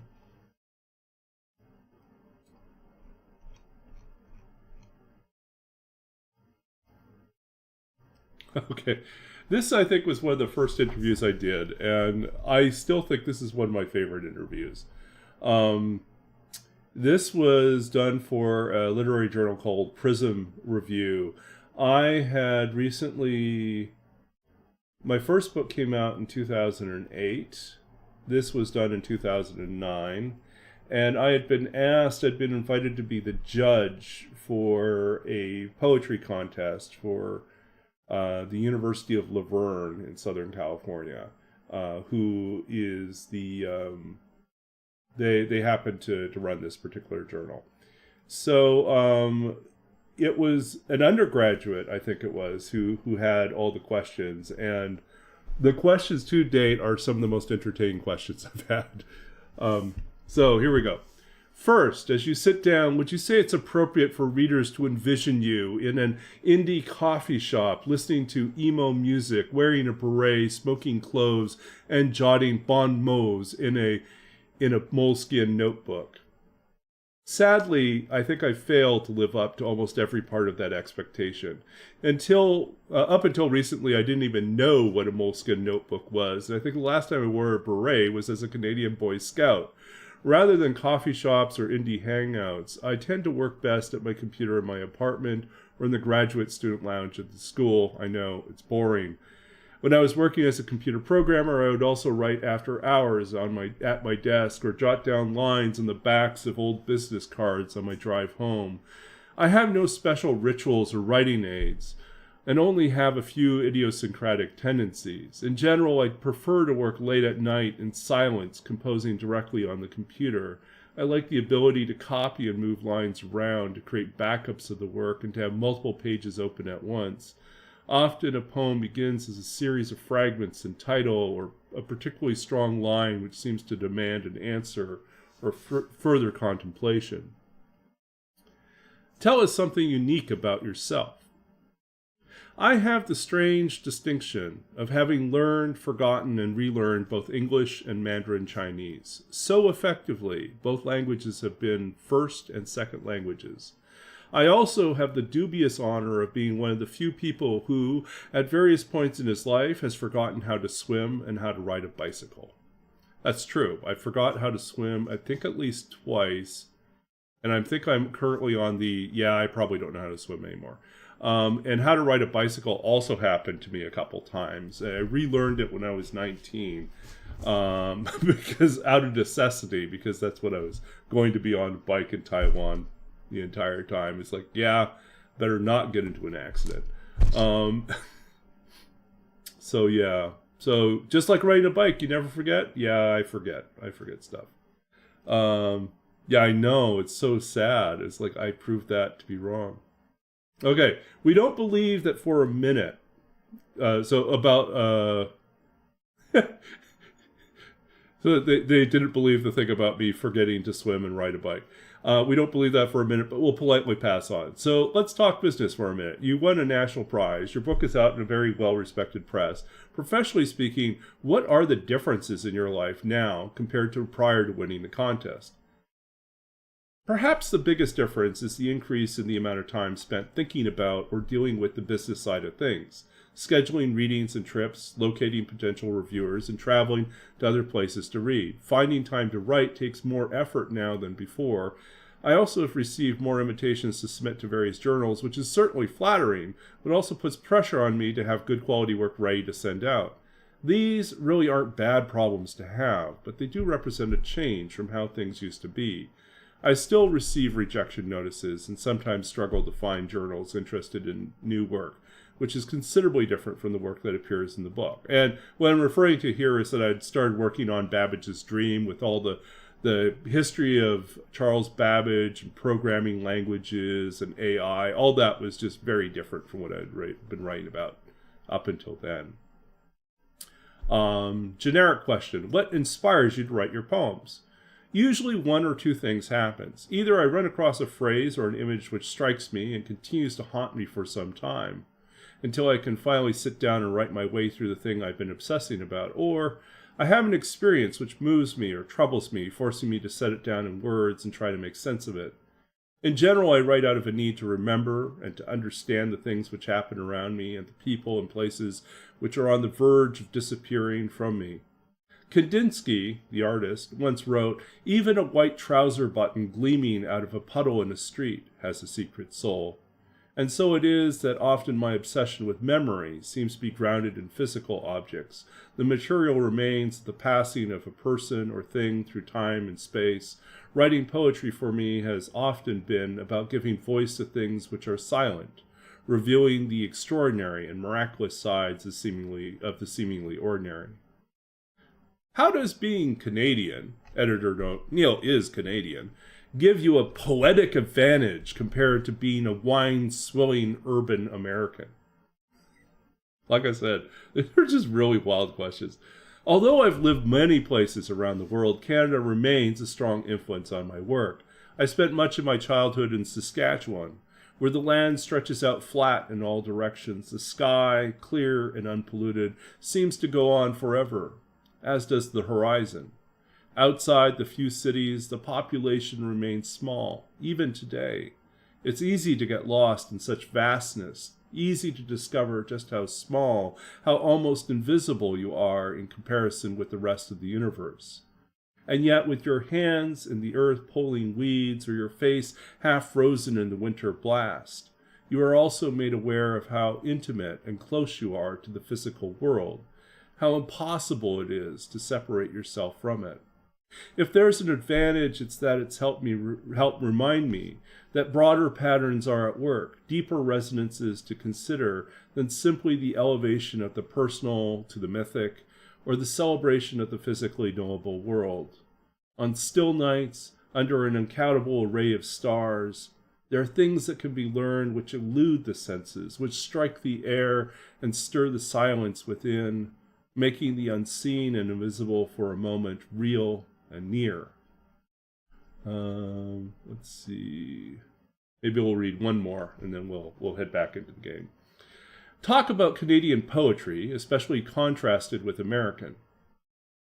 At one point in time, it might have been easy to say that Canadian poetry tended to revolve around the land and the weather, and that American poetry centered around the myth of the self and the expansion of the physical and intellectual frontier. A lot has changed, but many Canadian poets still possess a deep connection to the land and climate, although that connection may manifest itself in different ways. The Canadian poets I know are very active in their communities, organizing festivals and local readings, establishing poetry nonprofit associations, visiting elementary and high schools, creating all sorts of other venues and opportunities for the sharing of poetry. In large measure, poets in Canada enjoy a greater level of respect. The society as a whole is more literate, and poetry more visible and present in bookstores, and radio, in public events. For example, every year on November 11th, Remembrance Day in Canada, John McCrae's poem In Flanders Fields is read to honor the veterans. School children memorize it. Television and radio stations broadcast readings of memorial events where it is usually read. The poem is very much part of the public consciousness. Somehow, Canadian poets have found ways to more closely integrate poetry into the culture. Still, writing poetry isn't really a day job. Only 3 MFA programs exist in the entire country, and so most poets don't teach, but earn a living some other way. Anyways, so we'll kind of pause for there. But yeah, that's from my first interview I did. Yeah, and that's what, whenever there's like a written, whenever I'm doing written responses to interviews, I get a tendency to wax poetic. I mean, I guess that's probably not unexpected as a poet, but I'll find myself kind of wandering off.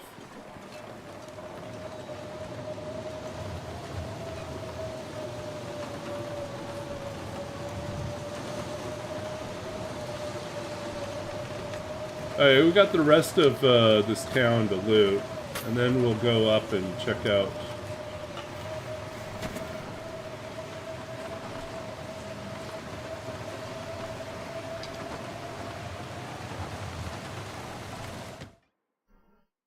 We'll go and check out some other places still too.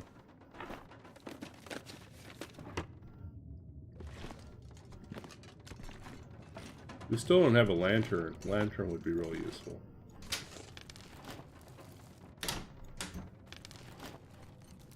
Well, this stuff will come in handy.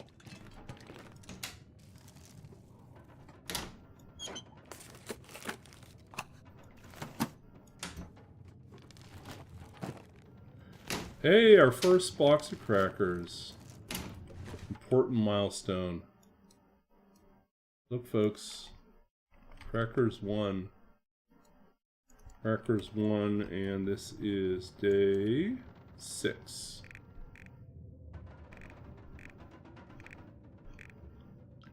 Man, this pack is getting Oh, we forgot to go back and pick up that rabbit we snared. Oh well.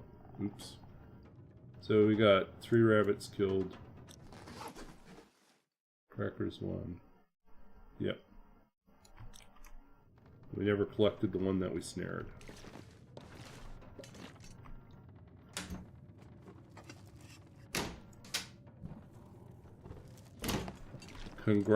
Congratulations.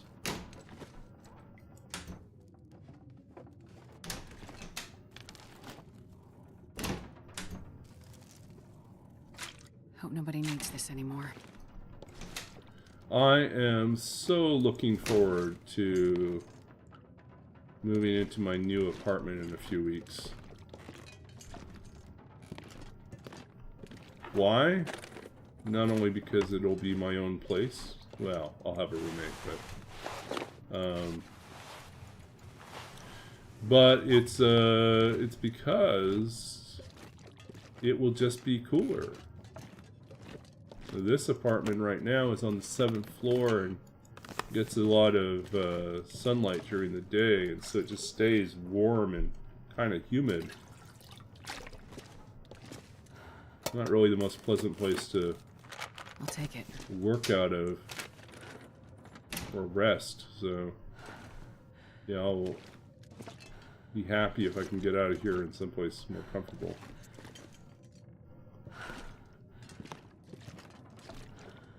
I can barely walk with this much gear. It must be tough, Astrid.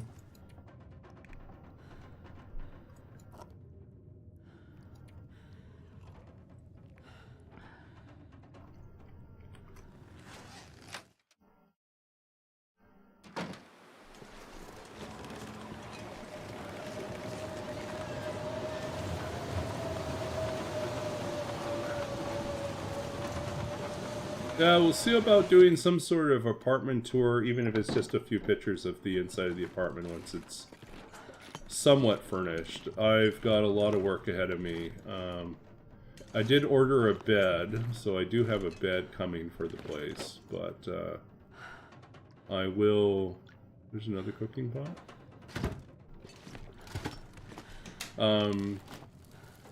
I do have to figure out what we're doing for a couch. We should be able to pick up a TV at the end of the month with everyone moving out. Best time to pick up stuff is really in the next few weeks, as the summer semester wraps up and people are desperate to get rid of their things before they go.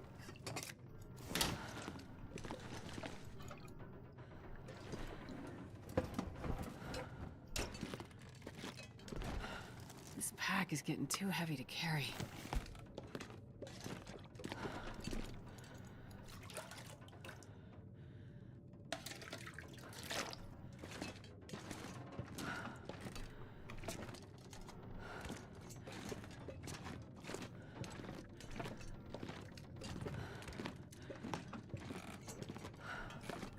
We could take these all back.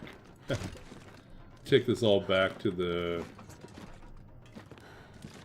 Grey Mothers and put, like, load up on cooking pots.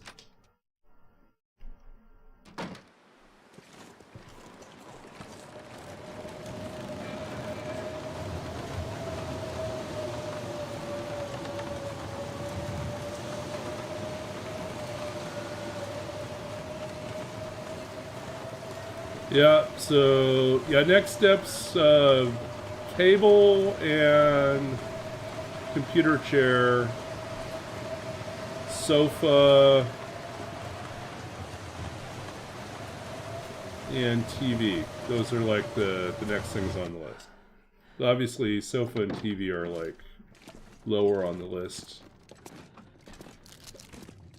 because my roommate doesn't move in until the 22nd, so, of 22nd of August, so I've got some time to figure that out. I will probably end up having to pay to have someone deliver sofa.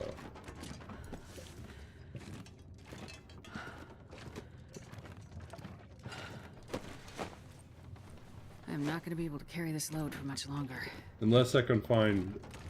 I have to ask around. I don't know if I know anyone with a truck that would be willing to do that.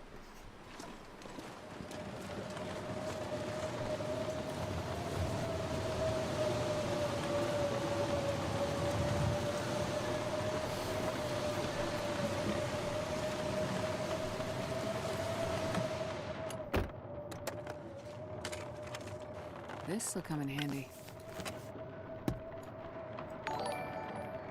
Oh, who's joining us now? Nuka. Zuper, welcome in. Let's give a happy shout out to Zuper. Well, yeah, Zuper.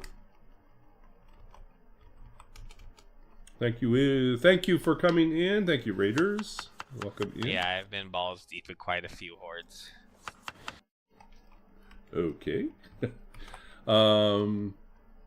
Let's see. And I'm trying to think who else is a streamer. Nuka, you stream as well, right? The shop. We're gonna grab all the posts. What's happening over there? What's going on? We're spinning. Oh no!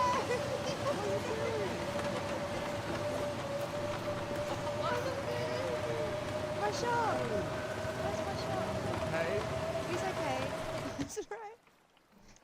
how do It's we spin alright. this beast back over?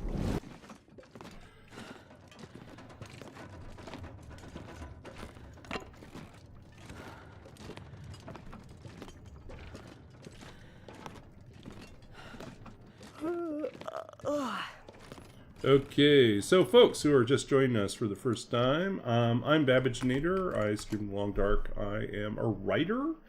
I'm also a former computer games programmer, and I'm also a big D&D fan. I play and GM D&D. I'm also a longtime TLD player, and started about three years ago, started streaming. So, been around.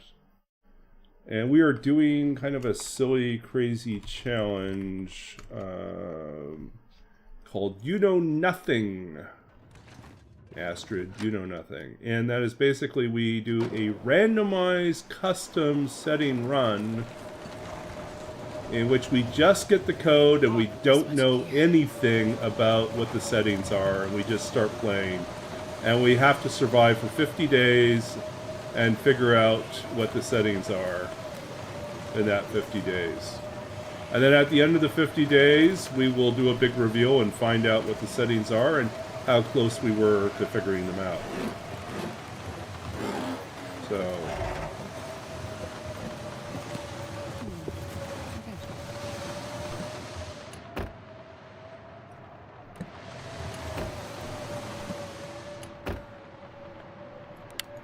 So, a few things we figured out here so far. We are,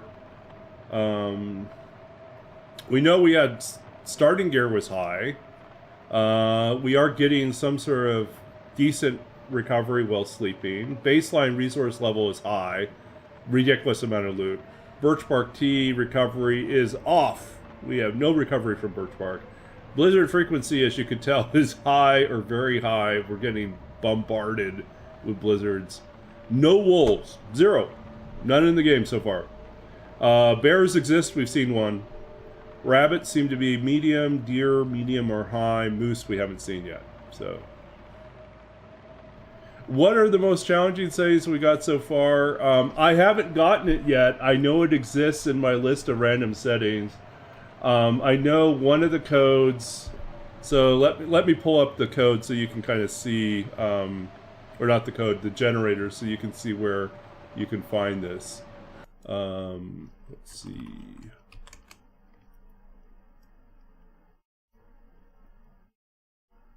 Oops. What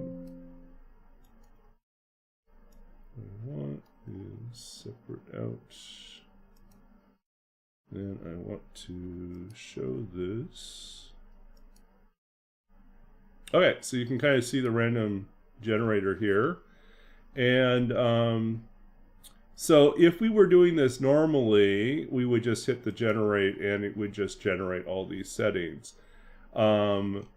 So what I did a while back is I took, I did this like several times. I made about 10 of these different custom settings, punched them all into TLD, got the, exported out the code, and then I saved the codes. And now there is a pool of custom codes that you could also just randomly choose a code that you've never, like you don't know what the settings are, you just have the code. So this is doing it blindly, you just don't know. This is like if you wanted to play with a set of random settings that are just randomly generated. In terms of like what's the hardest thing I've seen, I haven't played it yet, but I have seen. I know there is one in the pool that is Endless Night, high wolves, high timber wolves, and very high bears. And I think it might also be no rabbits and no deer. Endless Night. That's a terrible combo. That's horrible.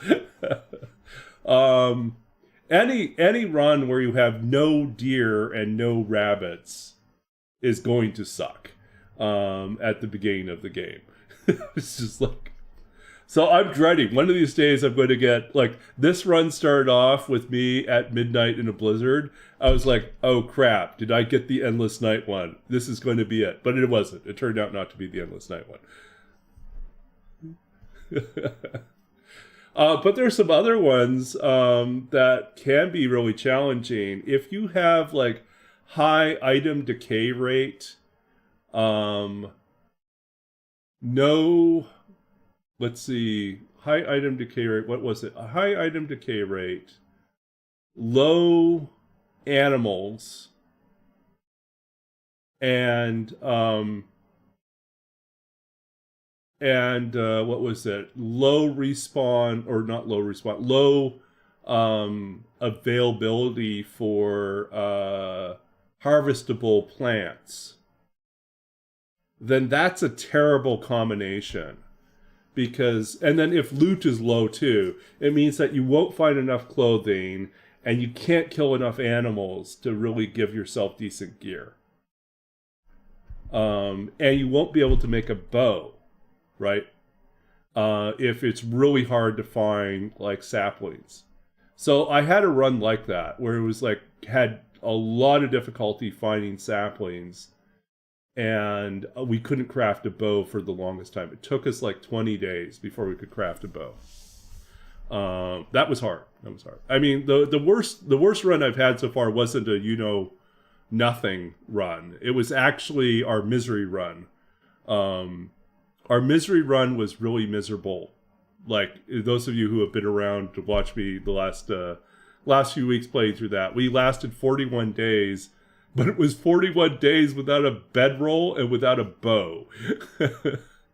41 days. We managed to get to cooking 5 by killing 2 ptarmigan, and everything else was just like teas and canned goods and like scavenged meat and reading books. We got to cooking 5. It was a lot of work.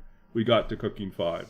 And then how did we die? We died from food poisoning, from a chocolate bar we had carried around with us since the start of the game, which had dropped to like 7%. And we were starving. And so we ate the chocolate bar. We got food poisoning. We took the medicine. We tried to sleep for 10 hours, but we didn't have enough calories. So we dropped down into heartbeat, and we were dying. So we went downstairs. This was in Hibernia. We went downstairs to the workbench because I decided if I'm going to die, I'm going to die with a bow in my hand. I had 2 hours left on that bow. I was going to have that bow. I died while making the bow. So...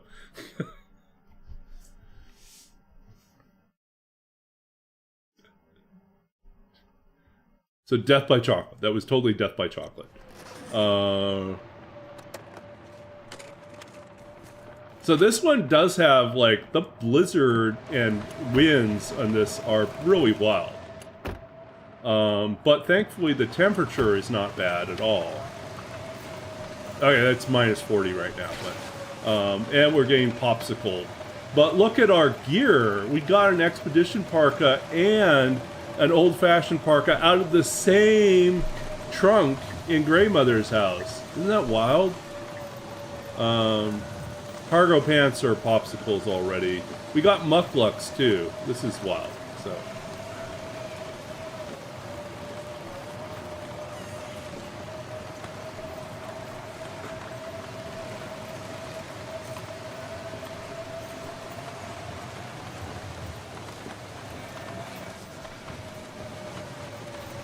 so much water on us from looting.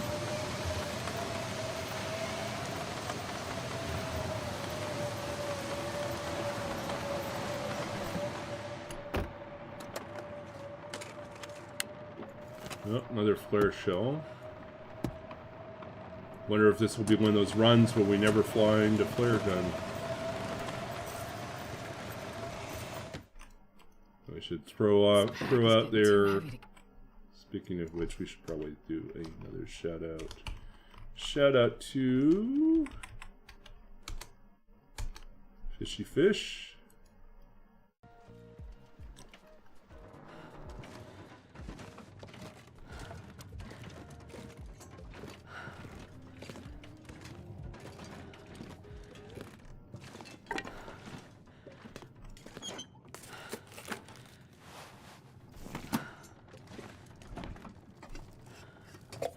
Probably useful.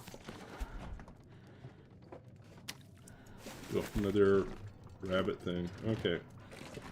I always thought if the house had a flag on the outside that you were guaranteed a wood burning stove on the inside, but it turns out that's not really the case. Oh, our second cracker box. Look at us. This is a 2 cracker box stream. Good stuff. You never know. Could end up Too being much useful. stuff.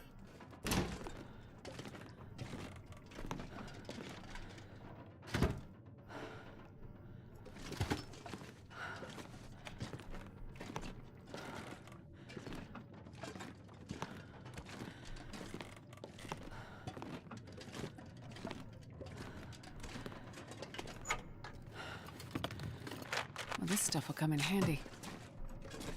No. We take it all and then we're going to dump it someplace. So honestly, we don't need to carry around all this water. Let's reevaluate what we got here. We're going to sleep here.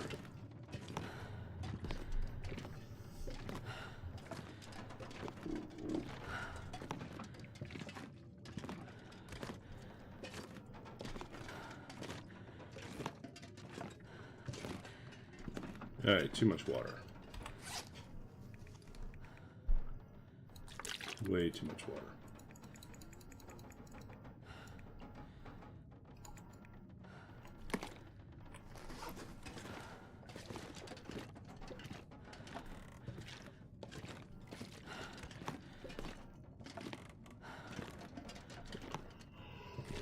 Ooh.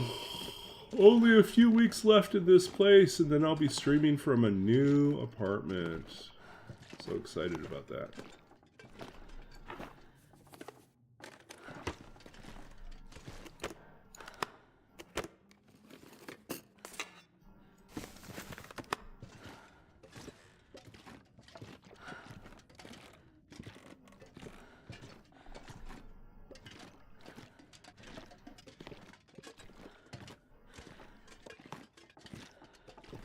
Alright, let's see what we got here. What can we eat? Dangerous.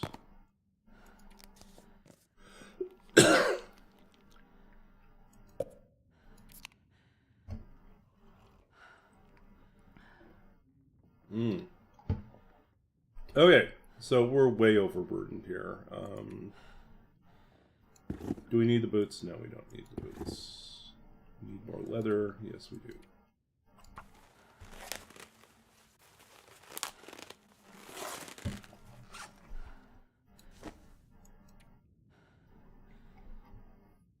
Yeah, you can watch, since they made it possible to, well actually, yeah, so you can watch archives of most of my recent streams on YouTube. They now automatically upload to YouTube. But I highly recommend, if you want to see me early streaming experience, one of my favorite tournaments I ever competed in, the only one that I really competed in, honestly, is the all your bases challenge tournament. Big Fish remembers that. I think we were all streaming about that same time, and Yeah, so that one is a great run. I had just recently, I'd been playing Interloper at that point for maybe a couple months. I was still getting the handle of, I was good enough at Interloper that I could survive like past 50, 60 days. And I decided to do the tournament in Interloper. Or not, well, the Interloper level challenge. The settings for the tournament were actually Pilgrim, but Interloper level difficulty meant you had to do a lot of hunting. And hunting in Pilgrim is difficult because animals have such a far detection. And so you have to really get good at either stalking them or shooting at a very long distance. That tournament, the reason why I recommend it is like the last few episodes of that are, it's this roller coaster because I actually was going to fail the challenge. I was so worried I was going to fail because I had something like, I was short 2 bears and 5 wolves or something like that. I had to kill 5 wolves and 2 bears in, was it 4 wolves and 2 bears in 7 days. And I killed my last bear at midnight. Well, I didn't kill it. I shot him in the dark from the top of sort of there's a little bit of a crest of a hill outside of Misanthrope's Island. So not the hill that the house is on, but if you go further on, you know, so you're going towards whatchamacallit, going towards the exit towards Crumbling Highway. You can stand on top of that hill and you can see the bear go by in the daylight. At night, I was waiting, I finally saw the bear come by, and all I could see was just the breath coming out of its mouth in the darkness. And so I fire a shot from the top of the hill, and I hit the bear, and then I didn't kill him, so he ran off in the darkness, and I spent the rest of the night hunting the bear in the darkness, trying to track him down. And I lost him a few times, and eventually by dawn, I found the bear, and the bear then collapsed right next to his den, and I harvested the hide, and I ran back with the last hide to wrap up that challenge. But that was like, what a wild ride, and it was my first real tournament, and it was such a blast. If you get a chance, if you've never done a tournament before for TLD, you don't actually have to be good. It's just great to be part of the community and just experience something together, like the joy of being in the trenches at the same time, trying to do something that feels ridiculous. I highly recommend it. It's a good experience. It's really bonding, and people come and watch you. You know, they want to see how other people are doing. So yeah, we're gonna get Astrid to bed here soon.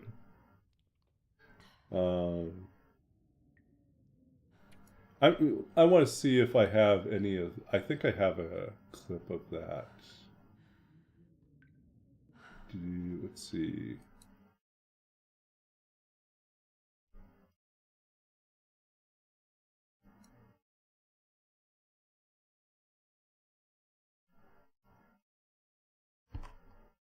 I think this is it here. Let me throw it into chat and see if I can get it.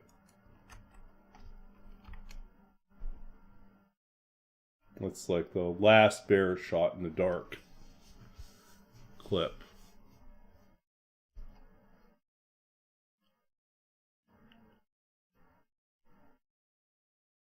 Yeah. Anyways, if you want to see that last moment, we're like, what? I got him. I didn't think I was going to hit him. I was just thought it was such a long shot, and I didn't think I was going to hit him. But okay, so let's get Astrid to bed here. Young Baba, yeah. Wild-eyed. Foolhardy.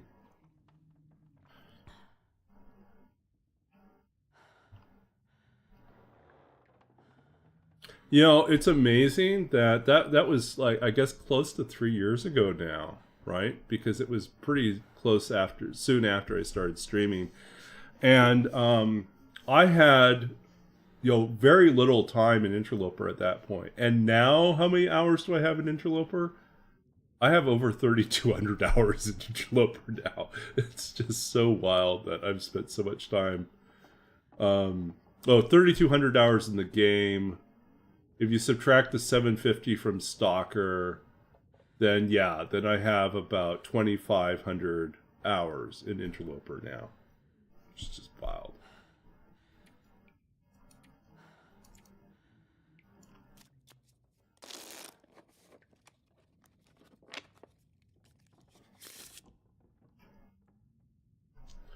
Yeah, that tournament helped me become a really good shot. I kind of wish I was still as good a shot as I was in that tournament for some of the long shots I did, because I really got good at one point. There was like what's another one that's really kind of a fun little clip here.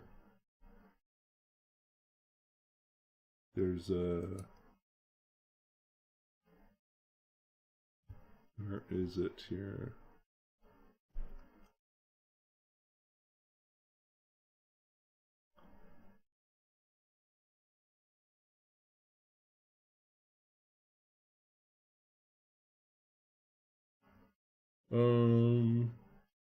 Oh, I found a different one that was kind of funny.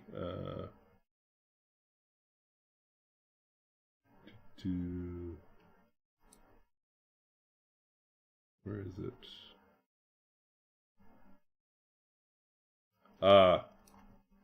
So this is an ongoing joke about how I am terrible at throwing rocks. I am terrible at any rock chucking in this game. And this is like the epitome of it. This was an early clip, but that's how bad I am at throwing rocks. And I like totally messed up on that one. It's hilarious, but I don't know. I find it was pretty funny.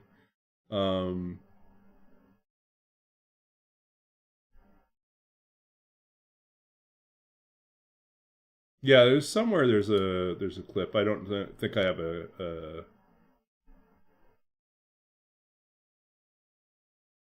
Oh, this is kind of a fun one too.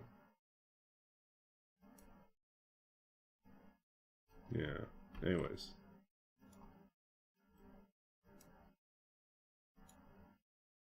All right, last one.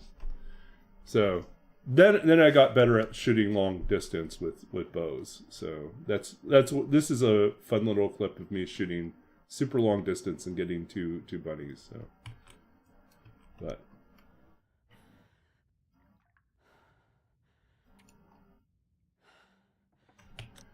What can I finish doing here?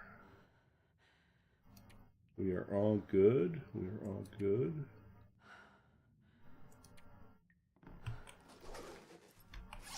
Guess we'll finish off this.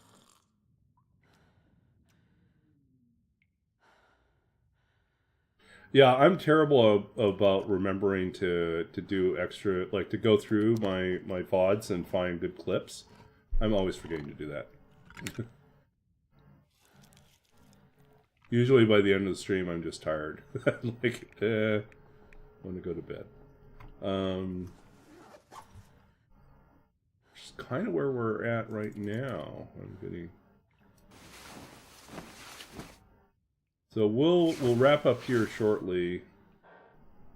Huzzah! We made it to the. Okay, let's drink a can of pop.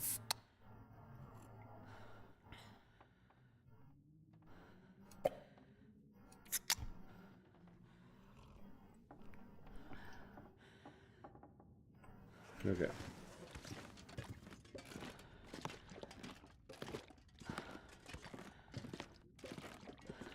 Anyways, it's getting kind of late for me, so we're going to wrap up here shortly. Before we go, we'll do another reading. We'll read a poem. I'm not going to be able to carry this load for much longer. Yeah, so this one, so far, it looks like we have no wolves, which is bizarre, but fine. We had another one that was like that, no wolves. And very low bears, like only saw one bear in 50 days. I don't know if we'll get the same. We saw one bear up at Bear Creek. So we know that there are bears here. Okay. Anyways, I think there's so much to loot here. We're just going to double check here. We are day 7. Day 7. And we're going to save here. And we'll finish looting next time. We'll be back tomorrow night. I might be a little bit late getting... Well, we'll see. I'm going to try to be on tomorrow night. I have a meeting with my composer, which sounds so funny or weird. So I write poetry, but last few years I've been working with a composer friend of mine, and she's been commissioned to do a full-length opera, and she commissioned me to be the librettist. And so we've been working on that for the last year or so. And periodically we meet to discuss like little things that have to change. And so we're looking at the next major scene, and this one doesn't have very much text in it, which is kind of great for me, but she has asked me to revisit a couple sections and think about if there are additional phrases that we might be able to work with. Because this one has a lot more... We're doing something that's contemporary opera, a little bit on the experimental side, that does more with movement and lighting, and is not sort of that traditional, like, singer comes to the center of the stage or to the edge of the stage and stands and delivers this long narrative thing, and then, it just kind of advances like that. It's not like that. The opera is very different. Much more dramatic, much more involved with physical movement and lighting, and shadow puppets even. So, we've got a lot of cool stuff happening with it. But I do have to spend some time tomorrow meeting with her, and I think that will probably translate to me being on maybe about half an hour later than I usually am. So, okay. Psalm of Life by Longfellow. I'm pretty certain I know that. Is that a request? You want me to read that as well? We could throw that in as a bonus. Longfellow Psalm of Life. Let's see. That's not too bad. Okay. Yeah, we could do that.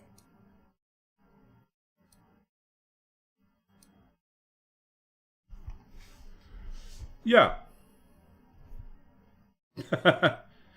Well, it happens sometimes.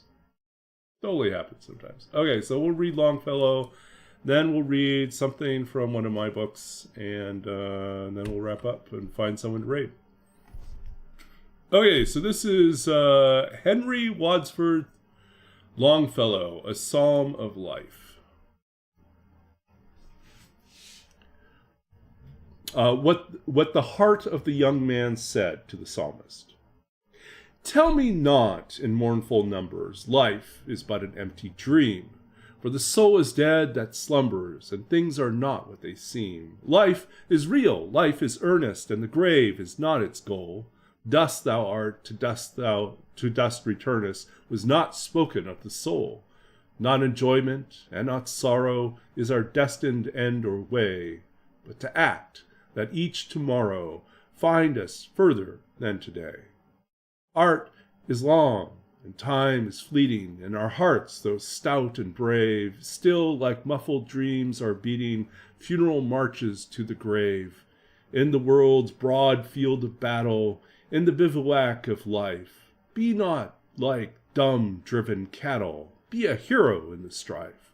Trust no future, howe'er pleasant, let the dead past bury its dead. Act, act in the living present, heart within and God o'erhead. Lives of great men all remind us we can make our lives sublime, and departing leave behind us footprints on the sands of time, footprints that perhaps another, sailing o'er life's solemn main, a forlorn and shipwrecked brother, seeing, shall take heart again. Let us then be up and doing, with a heart for any fate, still achieving, still pursuing, learn to labor and to wait. Okay. So that was Longfellow, a little bit more cheerful. Psalm of Life. This kind of might want, I kind of feel like this needs a partner piece. One of my other favorite poems. So I'll read, you're getting an extra bonus poem then. Because I kind of feel like you need,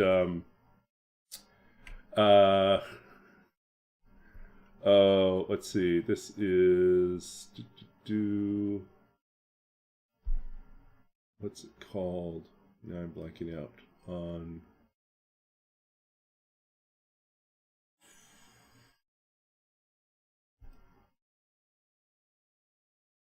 Why am I blanking out on this one?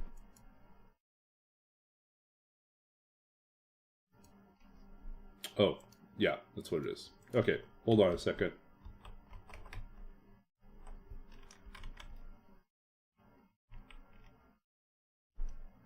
Let's see what we got. This Tennyson. We're thinking about Tennyson. Okay, so I think like the companion piece to Longfellow, a little bit more optimistic, a little bit more cheerful. Tennyson, a little bit more realistic, I think. This one's a little bit long, but also I think very dramatic, and I think very, very good as sort of the if we hear the young man's voice, we need the old man's voice. So this is Ulysses by Alfred Lord Tennyson. It little profits that an idle king by this still hearth among these barren crags, matched with an aged wife, I meet and dole unequal laws to a savage race, that hoard and sleep and feed, and know not me. I cannot rest from travel. I will drink life to the lees. All times I have enjoyed greatly, have suffered greatly, both with those that love me and alone, on shore and when through scudding drifts the rainy Hyades vex the dim sea. I am become a name, for always roaming with a hungry heart. Much have I seen and known, cities of men and manners, climates, councils, governments, myself not least, but honored of them all, and drunk delight of battle with my peers, far on the ringing plains of windy Troy. I am a part of all that I have met, yet all experience is an arch wherethrough gleams that untraveled world whose margin fades, forever and forever when I move. How dull it is to pause, to make an end, to rust unburnished, not to shine in use, as though to breathe were life, life piled on life were all too little, and of one to me little remains. But every hour is saved from that eternal silence something more, a bringer of new things, and vile it were for some 3 suns to store and hoard myself and all this grey spirit, yearning and desire to follow knowledge like a sinking star beyond the utmost bound of human thought. This is my son, my own Telemachus, to whom I leave the scepter and the isle, well loved of me, discerning to fulfill this labor by slow prudence to make mild a rugged people, and through soft degrees subdue them to the useful and the good. Most blameless is he, centered in the sphere of common duties, decent not to fail in offices of tenderness, and pay meet adoration to my household gods when I am gone. He works his work, I mine. There lies the port, the vessel puffs her sail, There gloom the dark broad seas, my mariners' souls that have toiled and wrought and thought with me, that ever with a frolic welcome took the thunder and the sunshine and opposed. Free hearts, free foreheads, you and I are old. Old age hath yet his honor and his toil. Death closes all, but something ere the end, some work of noble note may yet be done. Not unbecoming men that strove with gods, the lights begin to twinkle from the rocks, the long day wanes, the slow moon climbs, the deep moans round with many voices. Come, my friends, 'tis not too late to seek a newer world.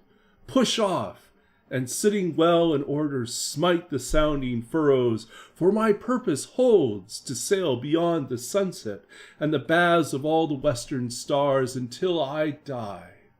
It may be that the gulfs will wash us down. It may be that we shall touch the happy isles and see the great Achilles whom we knew. Though much is taken, much abides, and though we are not now that strength which in old days moved earth and heaven, that which we are.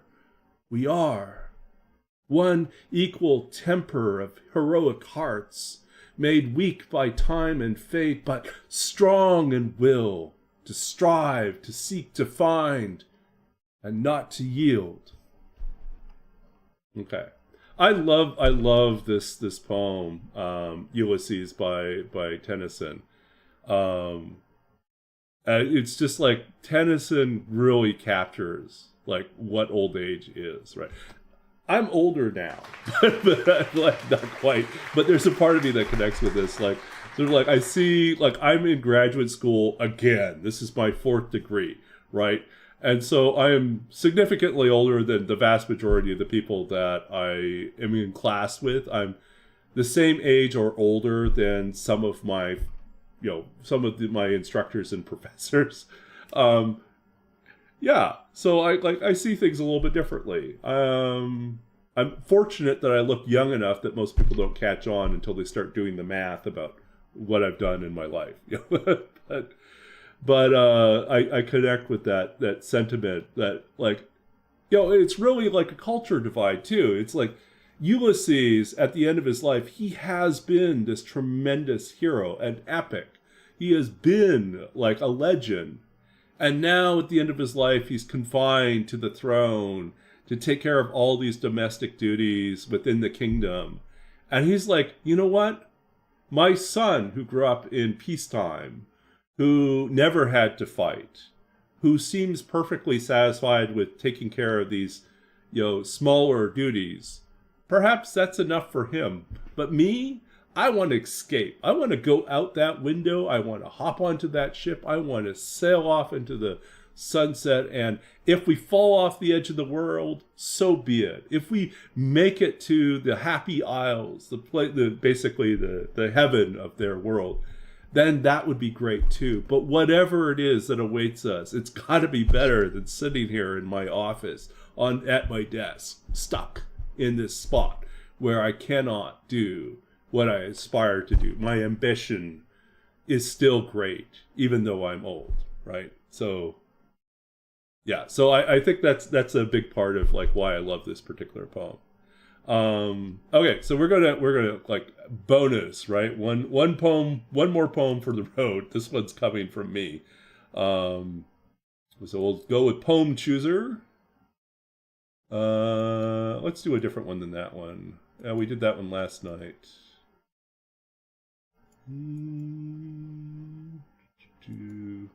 Okay, we'll take this one, whatever this one is. Okay, that will work. So this is Credo. This comes from... Actually, you know what? We'll not do that one. We'll do a different one. We'll do... do something else here.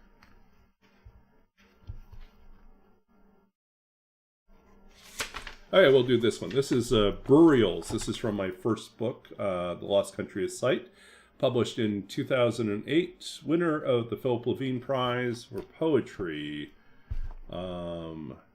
So that was me. And this poem is Burials. Pulling through Montana in the snow, we cling to the taillights of the last car, blurring back into the darkness. Like the inside of a coffin, my father says, as if knowing the exact shade the Dead Sea, lying stiff, frozen eyes peering up through closed lids. He shifts in his seat, watches the road disappear, thinks again of dying and the burials we've seen, his father's simple reduction to ashes.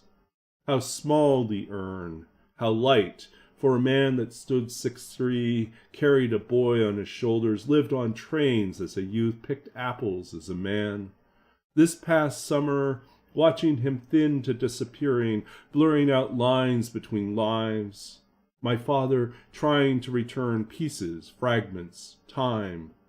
The body burning, the dark smells of crematoriums, funeral homes, and pale-faced lawyers. Something merges, ends, and begins. My father placing the ashes back into the air, offerings to the skies, to the seas, unaware how Buddhist he is at this moment, how the faint sound of bagpipes echoes, how the ashes fall catching light, reflecting something back into the silence, the dark birth of the sun coming into view. So this poem has multiple origins, inspirations, I guess. One was the phone conversation I had with my father when I was away doing my undergraduate. And I got a phone call from my father telling me that his father had just passed away. And I remember it was the first time that I realized, I really sank in that my father wasn't just my father, but he was someone else's son. And he was really at a loss. It was just something that he didn't know how to fathom, how to deal with, the loss of his own father. And in that conversation, I realized at some point, I too was going to experience that. I was going to lose my father. So that was a very sobering moment. So that conversation actually happened not inside the car.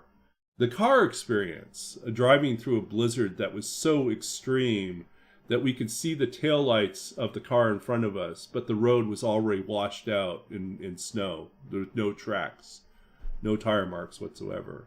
That happened one year when I flew. My family was in Saskatchewan, and I was going to school in the States, and I flew to Minot, North Dakota, because it was cheaper to fly domestically within the States. And that year it was really cheap to go to Minot, North Dakota. And so my father said, I'll come down and pick you up. And so he and my uncle, not my father's brother, but my mother's brother, they drove down. And on the way back, we got hit with this nasty, nasty blizzard. And it was scary because, like, you couldn't see. Like, you're on this highway, right? This 2-lane highway, and you've got, like, traffic coming towards you, and they don't even know which side of the road they're on, and it's just a nightmare. It was just terrifying. And so that sense of, like, things being completely erased even as you're moving forward, how quickly things disappear, that's like a part of the poem as well. And this is kind of something that happens with writers too, is that often in the effort to write the emotional truth of something, we'll make adjustments to the historical truth. Like, we'll combine events together. I dropped my uncle out of the story, right? Because he's not really essential to that conversation. And I kind of bring these two conversations together and put it in the setting of and I moved it to Montana for some reason. I don't know why. I can't remember why I moved it to Montana. I had driven through Montana as well, and that's also pretty barren. So, yeah, so it ties together. My family is kind of a mix of things, literally. My father's side of the family is Scottish and English. My father was a librarian, but his father had come over when he was 14 from Scotland on his own. And he literally worked whatever job he could, and often was riding the rails and picking apples. and working in factories. And there was apparently one point where his boss at the factory, and he was still like a young man at that point in time, his boss at the factory offered to pay for him to go to school. And for some reason, my grandfather didn't take him up on that offer. And my father speculates that was something that my grandfather his father probably regretted his entire life, is that there was another path he could have taken and he didn't take it. And so my father was the first in his family to go on and get a master's. There were others that went and did undergraduates, but he was the first to do a master's. And I was the first in the line to get the PhD. So, and now I'm doing an extra master's just because. But I am following my father's footsteps. I returned to school to do library science. Yeah. So these things come together, like the physical world and the emotional or spiritual worlds, the interior worlds come together in these poems. I think that's like if you read poetry and read good literature, you'll find the ones that mean the most to you, that you connect with. Oftentimes you read the surface and then you have this feeling that something else is going on underneath that you're also connecting to. And you may not really understand it the first time you read it, but when you go back and read it again, you start to understand, oh, that's what's going on. That particular poem, the other reason why I love that poem, why Burials is such an important poem, it's probably one of the oldest poems in that collection. It was the first poem, I wrote it when I was an undergraduate, when I was still a computer science major. And I was taking a graduate creative writing class because some kind English professor had suggested and petitioned for me to be able to take that class. It was a wonderful opportunity. It opened the door for me to not just speculate what it would be like to pursue creative writing, but actually gave me a chance to be immersed in the world of creative writing, and be able to think about it in a deeper way. So anyways, I had this wonderful professor for that class by the name of Leslie Norris, who was a Welsh poet. And I have no idea why he was in Utah, but he was. And, incredibly talented poet, who was from the same generation as Sylvia Plath and Ted Hughes and Dylan Thomas. In fact, not only the same generation, he was their friend. He grew up with them. His career was the same time as theirs. They wrote poems about each other. It's that kind of a world. So here he is, this amazing poet, and he's the most humble instructor ever. And I remember I brought him this poem, and I said, I think this is the first poem that really captures the voice I'm trying to write with. And he looked at it and he said, this is a good poem.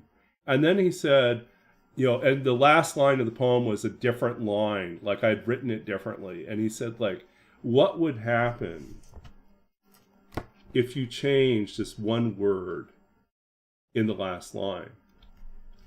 And, so the original last line was the dark rising of the sun coming into view, which is very literal, right?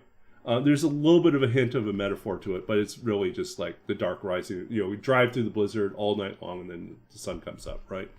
And he said, what would happen if instead of rising, you used birth?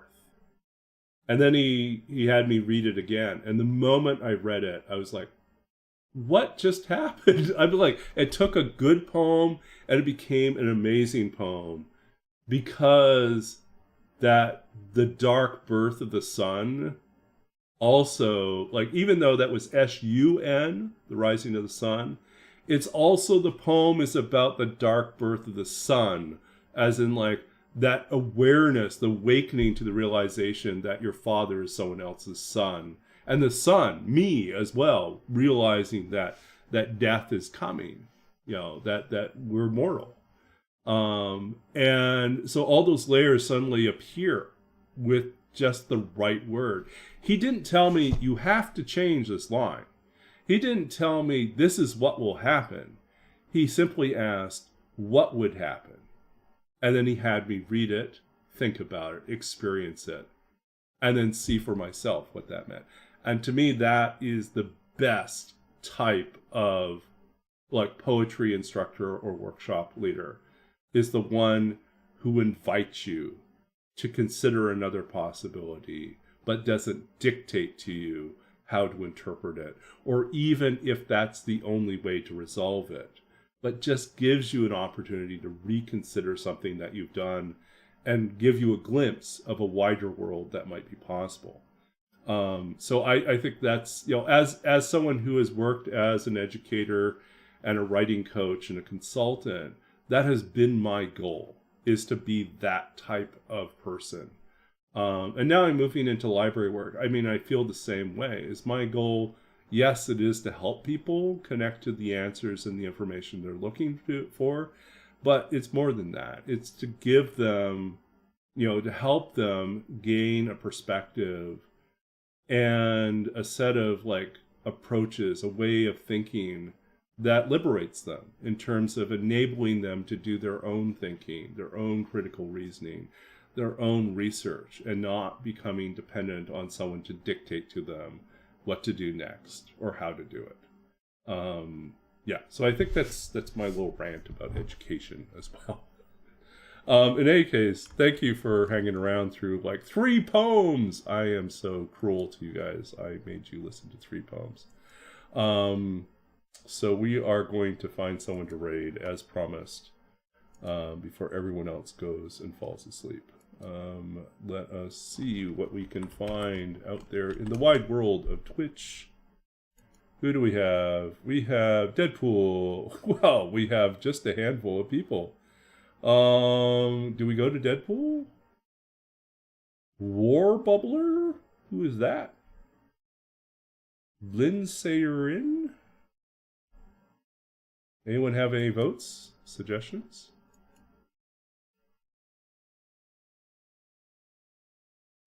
Okay, thank you. Such a harsh meeting with soft words. Yeah. Okay, so let's yeah, thank you. Yeah, Nuka, it was basic. Yeah, I really am grateful. I was very fortunate. Who do we have that we would, you know, does anyone know? I mean, we could go visit Deadpool, we always do, but Deadpool is, oh, is Deadpool away from, oh, I guess starting up a new run already. Okay.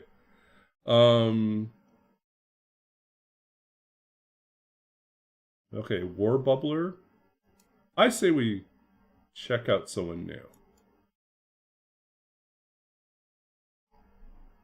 No idea who this person is.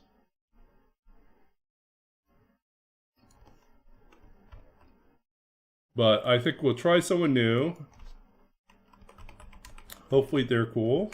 But they are playing Interloper, so I think we'll bring our friends over.